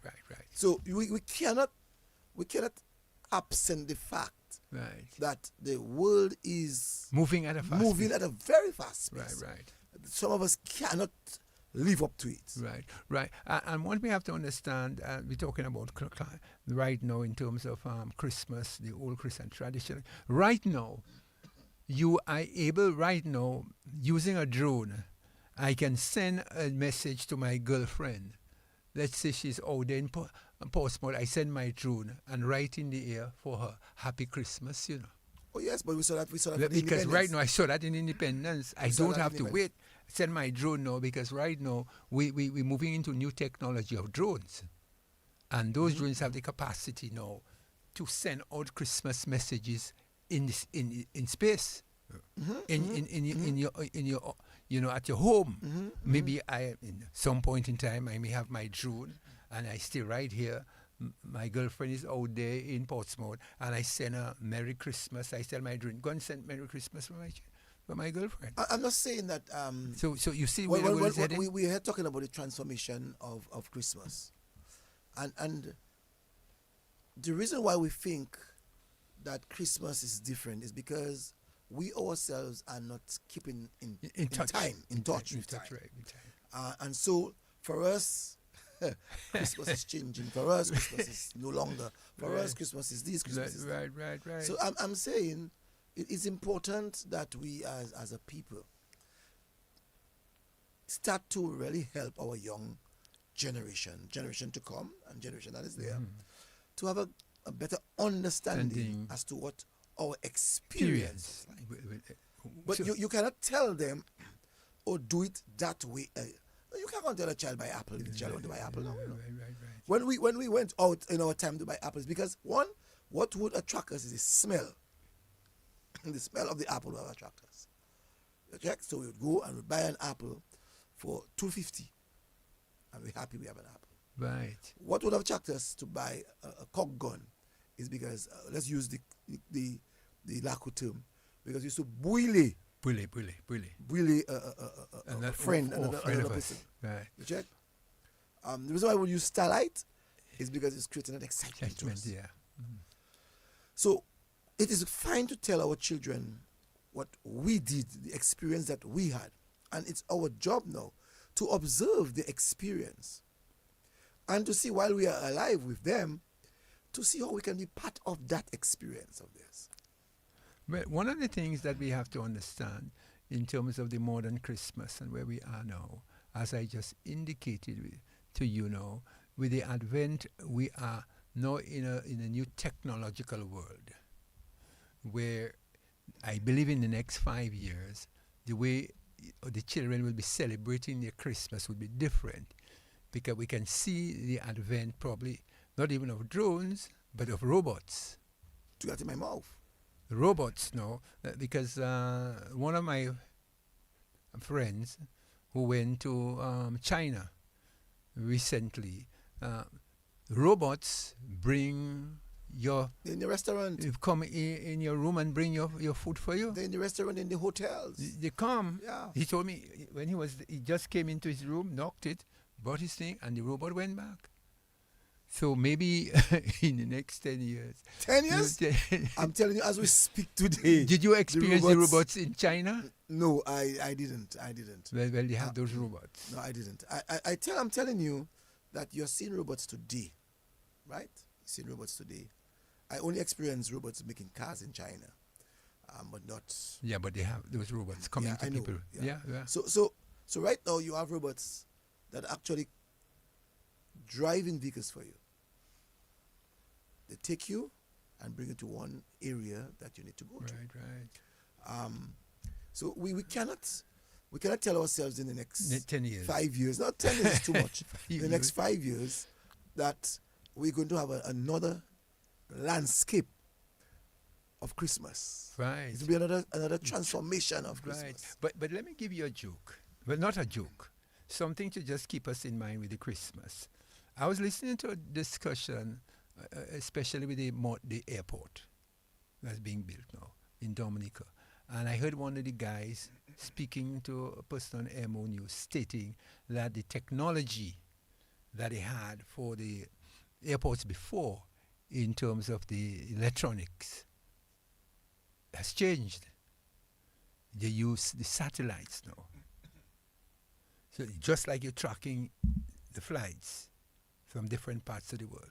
So the things that people are experiencing now, maybe in the next 5 Christmas, will be a total different experience. Maybe the next 2 Christmas. the way things are happening now. Yeah, they would speed. So the transformation of Christmas now, Brain, we have to be grateful that the generation of today are actually thinking and they're not staying stagnant. Yeah, it's not static. You know, they're not static. They're moving. They are evolving. That's right. They are creating. They're doing things differently. They are thinking differently. Mm-hmm. I mean, they are thinking differently. Just imagine you have an employee and you give them a job description and they're saying to you that the name of the job does not link with the job description. Just imagine. So it means that they are thinking differently from how we were thinking. Right. They don't accept the things that we always say to them. Unlike us, we were very much submissive. Submissive. Well, basically, we were following the tradition because remember, cultures are transferred and ideas are transferred. In the transformation of ideas, we learn to think in a particular way in terms of our bringing. What we have to do is manage the technology, manage the information, help children to understand it. But whereas their creativity is coming. With every new Christmas in the modernization, there will be transformation. As you said, some of the transformation will happen very quickly. I just want to say good evening to Sandra Sayer, Goldie Williams, Avanel Samuel, Arnold Grant, and David Montana. I just want to say good evening to you all. Now, you remember last week someone said to us about holding the doll? And it worked. And it worked. No, you have the robot doll. You have to hold the doll hand. The doll walks. As a matter of fact, the doll is now looking like you. You can now say to the doll, come and meet me. I'm in my room. And the doll will understand that language and will walk to your room. The doll? The doll can do that now. So you're telling me now for the next 2-3 Christmas, you'll have a doll that the child can tell the doll, go there, bring my supper for me, and it go in and do it? I'm telling you, as we speak, I saw last week an AI dog. And there was no difference between the AI dog and the real dog. And as a matter of fact, I was trying to determine which one was the AI dog. And I got it wrong. I pointed on the real dog. Because why? The AI dog is reacting the same way like the flesh and blood dog. It barks just like it. Okay. Moves just like it. It tails wags just like it. And I'm saying that you are waiting for the next 2 Christmas.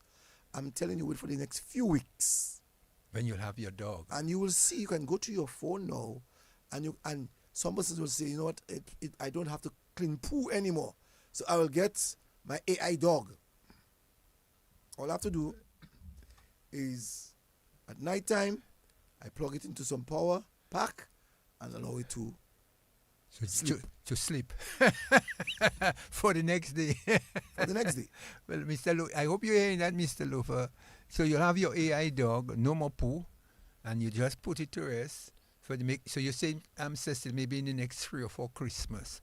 But you're not even giving it for Christmas. You're saying about maybe in the next 3 Christmas, they'll have the robot dog? I'm telling you that we have it already. I'm not telling you we will have it. We have it already. So I'm saying to you, the world has changed. Shifting, man. It has shifted, and it's shifting very quickly. So talking about traditional Christmas, talking about transformation Christmas. Transformation Christmas must go with the times. So don't beat our chests so much and to say my Christmas time was better. So we're going to have a and I'm sure from the discussion that we would have had here tonight, plenty of people will say, oh yes, Cecil, I realize that's all. Yes, that's transformation. It's transformation. It is transformation. Christmas is transformation. Those of us who are 50 and 60 and 70 and 80, we are able to talk about our experience. But talking about that, Christmas itself is transformational, Of course. Because I suspect from the discussion we're having, people are looking for Christmas in the modern time to transform. And transforming means that they're creating new tools, both in the toys that they create. These toys are doing more than they used to do before. Toys used to be flying, right now you can control them. No. So they're using Christmas to create things for children, which eventually becomes part of the technology. You remember before that your parents used to buy a big car, put you in it and you had to pedal for it to move? Then what has happened since then? They have a battery. Place you in a big car with a battery and you now can navigate that car. You have now cars, they call them automatic cars. That's what they call them, robot cars. What do they call them? I think it's automatic cars. I think we use today. And you have your remote. Your remote. And big men as we are, we drive them. Yeah, I see fellas have their little, they have their cars and they're speeding. Yes. So Christmas, right? Boy, this fella's not easy, boy. Christmas is really a time for transforming for true, Good evening. That's why I call that. Yes, all right. Very interesting, very interesting topic. Let me tell you this. You see what you do now concerning Christmas? I want you to do the exact same thing during our carnival season. Okay. You know why? Because for me, Teacher Lufa, we are losing some of our traditional carnival. That's why we say the old mass and those kind of things. So I want you, when it's carnival season, and when it's start the season, I want you to have a Sunday to have the same thing. Okay? Don't forget. I'll definitely do that. Thanks very much. Yeah. And you see, when carnival time comes, I have so much to talk about in terms of the transformation of carnival. Right now, because we tend to think that we are isolated, We tend to think like before our parents, and we used to say to ourselves that when America sneezes, we catch get a a cold. cold. It's not so anymore. When America gets COVID, we get COVID too. What? Huh? When America gets COVID, we get it. We don't get a flu. We get COVID too. We get COVID. Right. So don't think we are immune to it. We're not immune. And more or less, what I find in the field of robotics and in terms of the transformation of technology, when we find ourselves friends of China and friends of the United States, when it comes to creativity and innovation, in terms of tools and what have you, what I find, Japan, India, and China are really moving in terms of AI and technology. It's very, very swiftly in terms of what they are capable of doing. And so within that space of technology and Christmas, definitely I see a transformation in the next couple. Well, as you said, it's already happening in terms of what our Christmas will be looking like maybe in the next 3 or 5 years down the road. I may not be there to see it, but I see that trend. And so what we have to do is to be able to manage the technology or to get our kids to be able to manage it. Or let's stop being hypocrites. We're not going to be able to manage technology. I don't want to be. I want to be fair for ourselves. What are we going to do? It's going to be something that's going to be part of us. So for instance, when we grew up, some people consider a telephone as vanity. Yes? That's right. Today, telephone is no longer a vanity. It is a necessity. It is a necessity. Right. Telephone. It's a need. Sometimes people tell you, you're wasting money to have a phone and so on and so on and so on. No, it's a need. Communication has evolved. So we cannot tell ourselves, or we shouldn't be saying that we have to manage technology. No, that is a mistake that you are doing. Right. Well, okay. Let me put it that way. Talking about the telephone and the direction I'm going, you remember that long time ago, you have to line up to buy the phone booth? Yes. Right. So you had a pain of having just to sit, wait when how many people inside the phone booth, and they don't want to leave.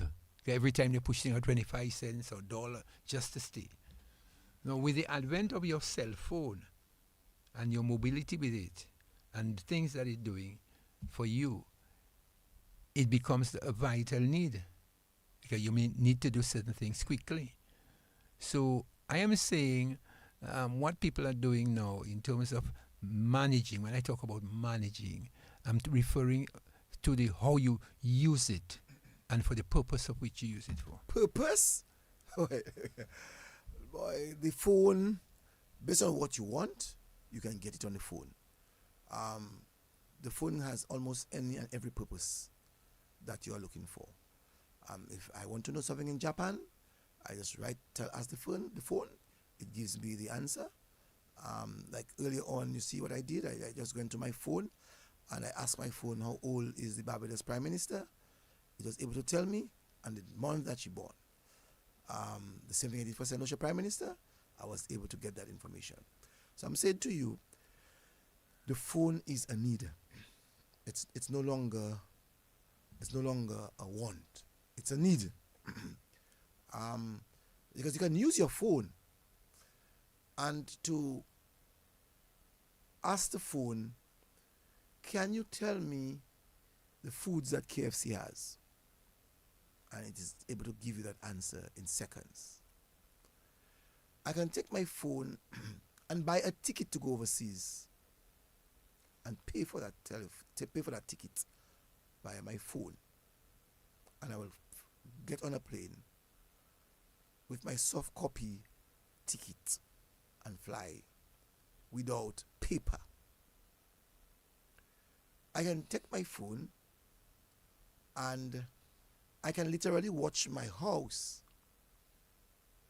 in reference to the camera and see what is passing by my house. That's the phone. I can take my phone and literally open my door if I need to open my door with my phone. So the phone is everything.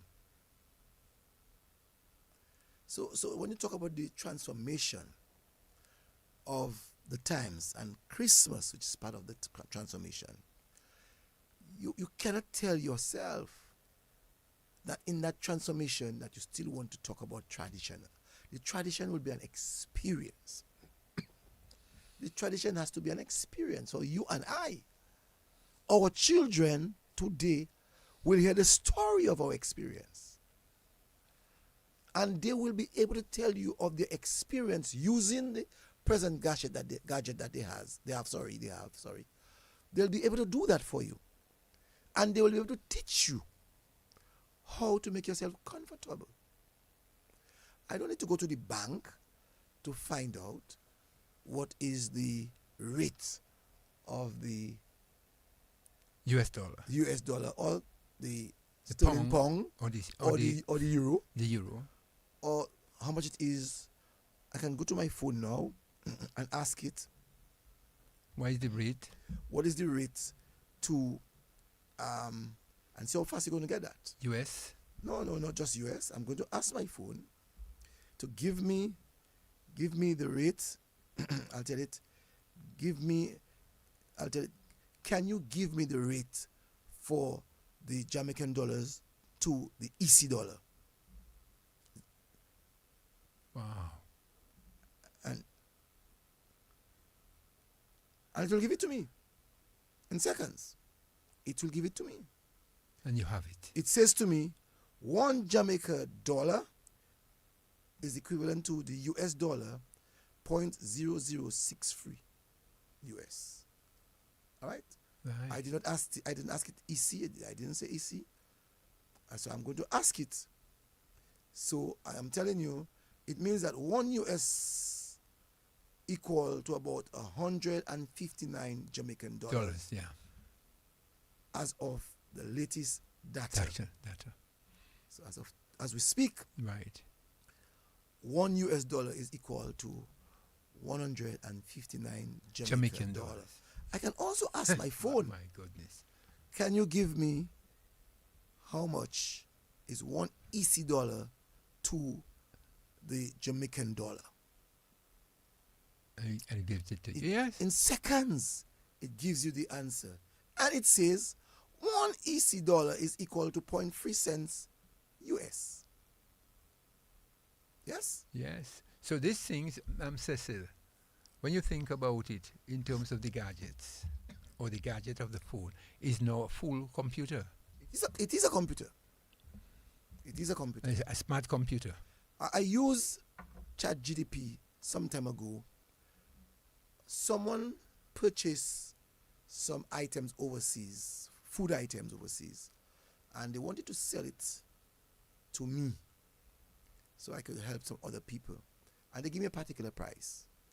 I go to the chat and I ask it, and I give it the names of the item, and I say, can you give me the prices at Whitchurch, and can you give me the prices at Fresh Market? And it did. And it gave me the both. Well, what does that say to us? What does it say? It say to us that in terms of the toys, because I see the phone not only as a computer, but in the hands of individuals is in fact a very, very potent tool.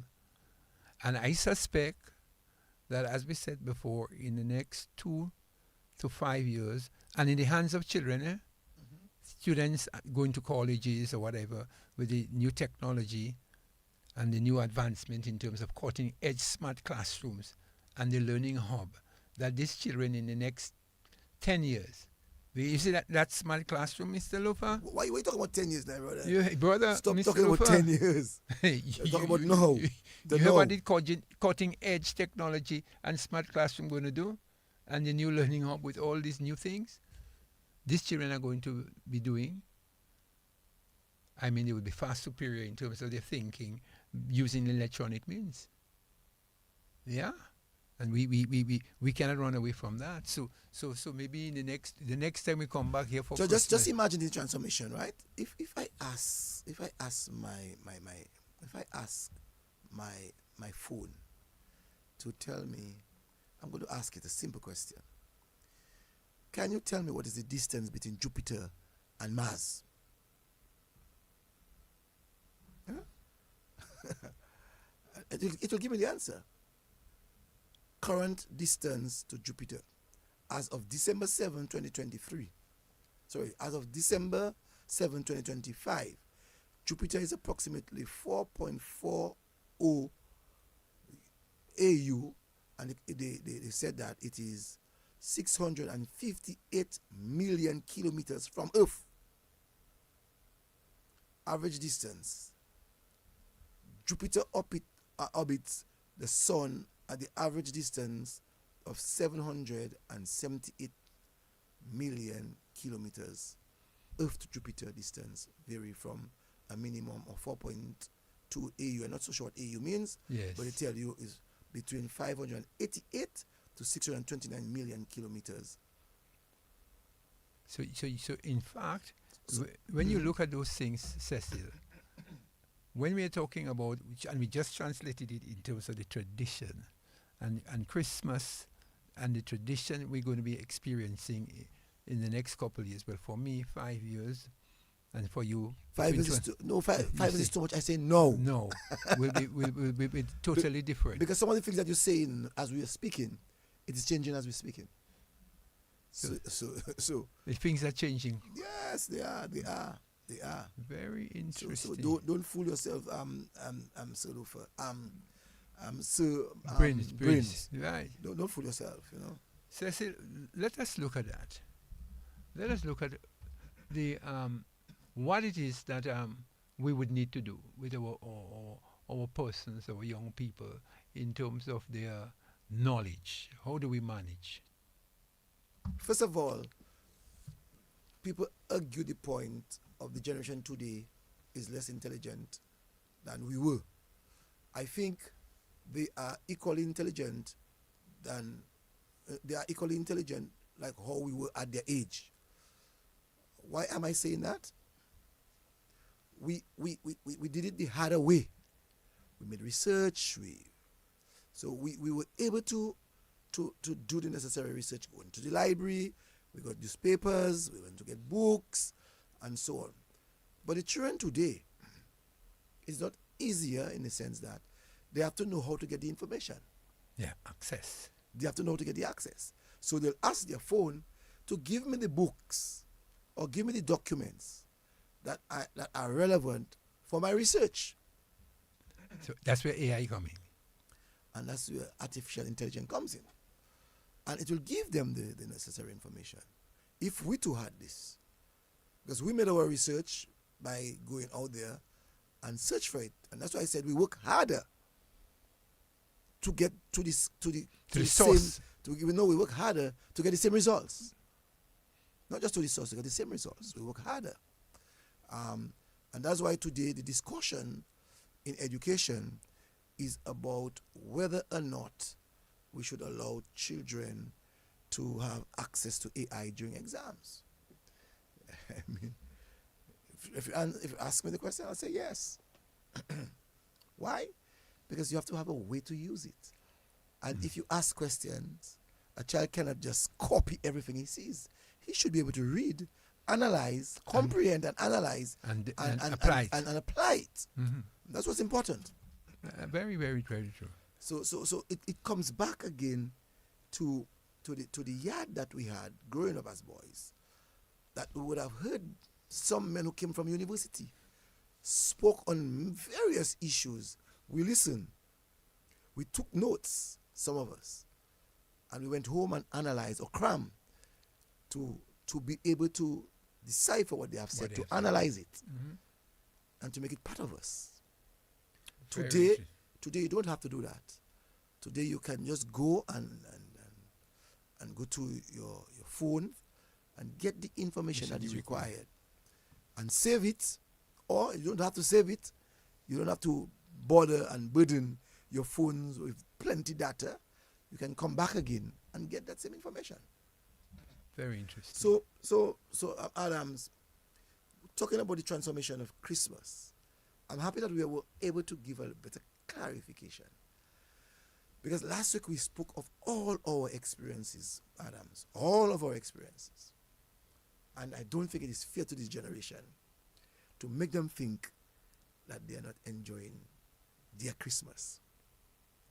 Well, they're enjoying their Christmas, as you pointed out earlier on, in their way, in their method. And what the experience that we had is not their experience that they will have. As a matter of fact, they even have much more than us. Because they're exposed to much more. You also have been exposed to so much more during Christmas. You still have, in our time, if our mother or auntie sends something for us, fine. Today, the auntie sends, the uncle sends, the grandmother or grandfather sends, and the politicians have a party for you and give you. So you still have school party. You still have your school party. But you know how the politicians having their party. They're having their party. And they're giving you Christmas gifts. Right. And not only that, you're right. Not only the school having parties, the politician having parties, the church, some of them having parties too. You know that, Cecil. Yes. Right? And maybe if they have friends, their friends may have a get-together as well. So in terms of the extension of their parties, they have friends. Because obviously, Christmas coming, politicians are sharpening their tools. They're preparing for their gifts. Some of them are preparing for their Christmas parties. Some of them are preparing for their ham. Some of them are preparing for their turkey. Some of them getting ready for their cool out. And so there are different modalities of the modernization of their Christmas. So, it's not about the kind of tradition that we had where we only had to probably rely on our parents or our relatives to give us. There are other extrinsics that are available to us as well. And it must be said, it must be said, we must make people know that there are so many different paths that children of today can literally get. Someone just tell me, it's when you said 10 years, someone said it's here 10 years is now. And it's true. 10 years is now. AI biggest issue is it's going to take the jobs. I don't believe so. I think what AI is going to do, because when computers came, we said that too, you know. Yeah, we said We said that too. What AI is going to do is to give us an opportunity to become more strategic, to be bigger thinkers, and to get how to solve the AI problem. Because it's like a car. You think because a car came that people wouldn't go to people stay in country alone now? People still go to Roseau. You know what I'm saying? And the person said that we also have encyclopedias. My good friend Bolo said it's a very nice program tonight. Thank you very much, Bolo. He said to me, I don't normally say hi to him. So good evening to you, Bolo. Yes. Yeah. But let me throw something out to them. With this new business that's coming up, and I know that when we talk about the new world, the brave new world, in terms of robots and so on, and we're seeing it in warfare now, Cecil, will we be able at some point in time, you're talking about being able to identify, you made an error, and that's a joke I want to throw on you tonight. You made an error in identifying automation in terms of a robot dog with a real dog.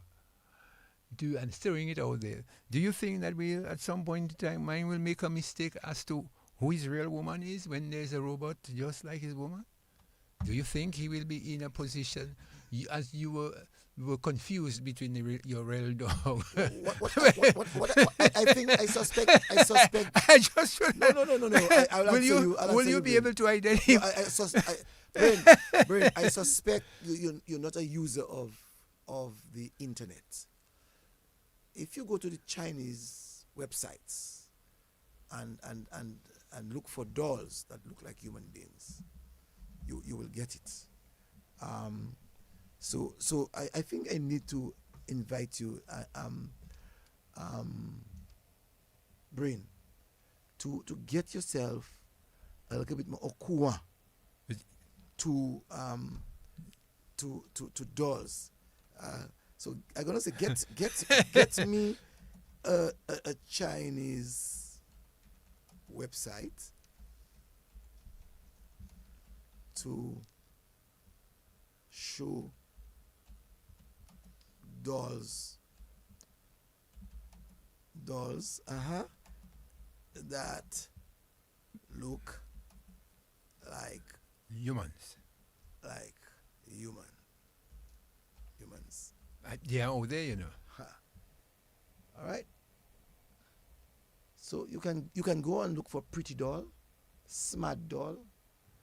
As a matter of fact, I'm seeing one there. If you come across me, you'll see it. I will look. I see one there. If you see her, my brother, if you see her, you won't make a mistake. Wow. Made in China. You see what I'm talking about. So, and the guy told you it's now. It is now. So we have to we in the brave new world now. That's what you're telling me. Mm-hmm. So Christmas in the next, well. And it also showed me human artificial toys. Can you imagine? It showed me human artificial toys. Human formed adults toys with soft touch skins experience. Sex dolls, artificial pen. And that is how much? That is a big price. It's a big price, something like almost $800. $800 US. Well.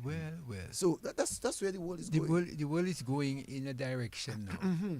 That so you see what I'm talking about. Mm-hmm. So it's a question of also managing. Well, you don't like that word, or maybe one of the big doctors will tell us. Maybe it'll be more okuma with the information that's out there in the 2025, and maybe moving faster than we think. Maybe in the next 2-3 years, Cecil.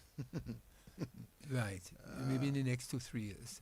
Because the rate at which we're heading, very, very quickly. So in other words, our traditional Christmas, which we grew up with, compared to the modern Christmas, which we're now in, and one caller reminded us that can we imagine what it will be like in the next 5 years when we come? Because apparently Christmas is the time when, as we say, is it really the kind of Christmas or Christian Christmas we used to think about, or is more commercialized Christian Christmas in terms of getting us au courant with what's out there in the world now?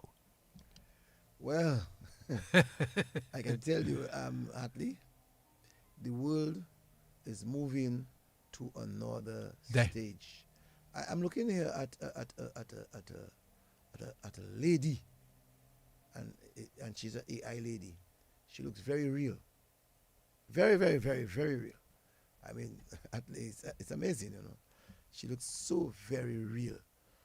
I'm sure at the end of the show I'll show you and you will not believe. So right now we have to be careful that we're not talking to AI girls. there are children I know. I saw a news item, a news clip some time ago for a young boy who killed himself because he was talking to an AI girl, and he got so comfortable with her that at one time she got him vexed and he killed himself. So I'm not saying that Christmas is not the only one that's going to be affected. Business is not the only one going to be affected. The landscape of life is changing. It's changing. Right before our eyes. Yes. And let us not be naive. Arrogant. Let's not be arrogant. Let's not be naive. Let's not be ignorant of the changes. It is here. It's here. It is here. I mean, going to the bank, to the ATM, and asking the ATM, put your card in, and to tell the ATM to go to your account in the bank and to withdraw $1,000. That is AI. You never thought of it? I never thought of it. Going to the bank. How if it was happening? The first thing you just put and then your account will show the balance. It was AI. Has to be. So he goes out there, takes $1,000. It doesn't give you more than 1,000. Doesn't give you more than 1,000. It gets into your account, Takes extract the money, and then gives you your balance. Tells you your balance. AI. Yes. I believe you. So it has been here for a while. It is here. It has been here. Even the telephones that we when we call them and you hear this, it's automated telephones. Right. One is for accounts, 2 is for 3 is for yeah. And it spells it out. And 0 you have to wait for the receptionist. Right. You press 3 because they tell you 3 is accounts. Accounts, right. You press 3 and you talk to the person. Right. Not a human being talking to you. Right. Is the AI thing. Yeah. Soon from now, behind this mic here will not be a human. Yeah. Prepare yourself for that. Yeah. So you know, so automation. Well, we knew because we authors have written about it. Mm-hmm. So the next Christmas, yes. Modern Christmas tradition. Well, if you ask me, and you will not, you have your own opinion. I enjoyed my traditional Christmas. I am enjoying my modern Christmas. And so, as you said, we have to be sensitive, we have to be knowledgeable, we have to be in tune with what's happening to us around the world. We have to make sure we can decipher and we can analyze and we can pay attention, because as Christmas goes by, there'll be transformation. Well, I can tell you, Hartley, I enjoy life. Why? Life has changes. Yes. Evolution takes place every day. Every day. When we were boys growing up, evolution was a bad word in school. Right. Today, it is the reality. We have a caller. Let's take the caller quickly. Good evening to you, caller. Hey, good night, Cecil. Good night to the brain. I hope I'm not calling you guys. No, you can call. You only have 2 minutes. Go ahead. Take your time. 2 minutes. I'll try to make it quick enough. With AI technology, it's an improvement for some, not for all. It is an improvement for the rich folks that's going to benefit of it, but not the poor people that depends on hard work. because case in point, right? Back in 2006, when I was working at Stop and Shop, we had 6 checkouts, self-checkout machines, right? Now the 6 checkout machines each machine took away 3 people's jobs. That's 3 shifts, right? So that was a total of 18 jobs that was lost by only 6 machines in one day. So just think of the ramifications of all the stores having these machines. Each of them having 6, you got 10 of them. So you got 180 people lost their jobs from 10 stores. So can you imagine, caller, that these 10 people decide that they're going to reform their minds and they go out there to find out much more about the AI and to build their minds and to come back and to be used as engineers, to be used as anything that they can to really help in the development of AI. That is good, but you cannot compete against AI because AI has been improving every 3 months. And sooner or later, AI itself going to fix itself, so it's not going to need any human being to intervene in the creation of AI or in maintenance of AI. So we are going down a rabbit hole where only the rich is going to survive. But the thing the rich don't understand is when you take away a job from a person that's normally spent at your establishment and the other person at another establishment that make that money go wrong in circle, the company is going to lose out because they have no interaction with human beings. For instance, case in point, Amazon. Nobody want to shop at any grocery store no more. They just shop online. Nobody want to go at a hardware store. They shop online at Home Depot. And guess what? A lot of people lose their jobs. So who is going to fool the coffers of the rich when you lose your job? So AI is a thing that is a quagmire, and a lot of us need to be careful with AI because, as you guys said, they have some beautiful AI women out there. And a man like Brain, Rosie Lakou looking at you, Brain. It might be. Thank you. Thank you. Have a good night, my brother. All right. Have a good night. All right. It's 11 o'clock. Yeah. Brain. I wish I could have interacted with this caller. Yeah. Because I have some different views. Perceptions, yeah. Yeah, not perception, but different views. Mm-hmm. I'm not saying what he's saying is not right, but I just want to say I believe in times, and I'm honestly of the view that if we do what we have to do, the world will be a better world for sure, and we just have to stay focused on what you have to do. Well, so it's Christmas season. We'll be back again next week. Next week, yeah. There will be the 14th, I think. Yeah. So let's stay strong. Let's stay focused. Well, it was a pleasure being with you tonight.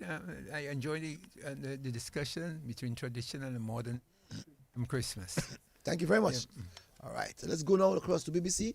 Just want to say thank you very much to all the folks that were tuned into DBS Radio, and I'm sure that you also enjoyed our conversation. Bye-bye. Have a nice night. Late Sunday afternoon, there were heavy explosions in the capital, which suggested airstrikes. Later, a Nigerian presidency statement confirmed that its ground troops and air force were in action in Benin. They had helped the soldiers in Benin to flush out the coup plotters from the state TV, and then also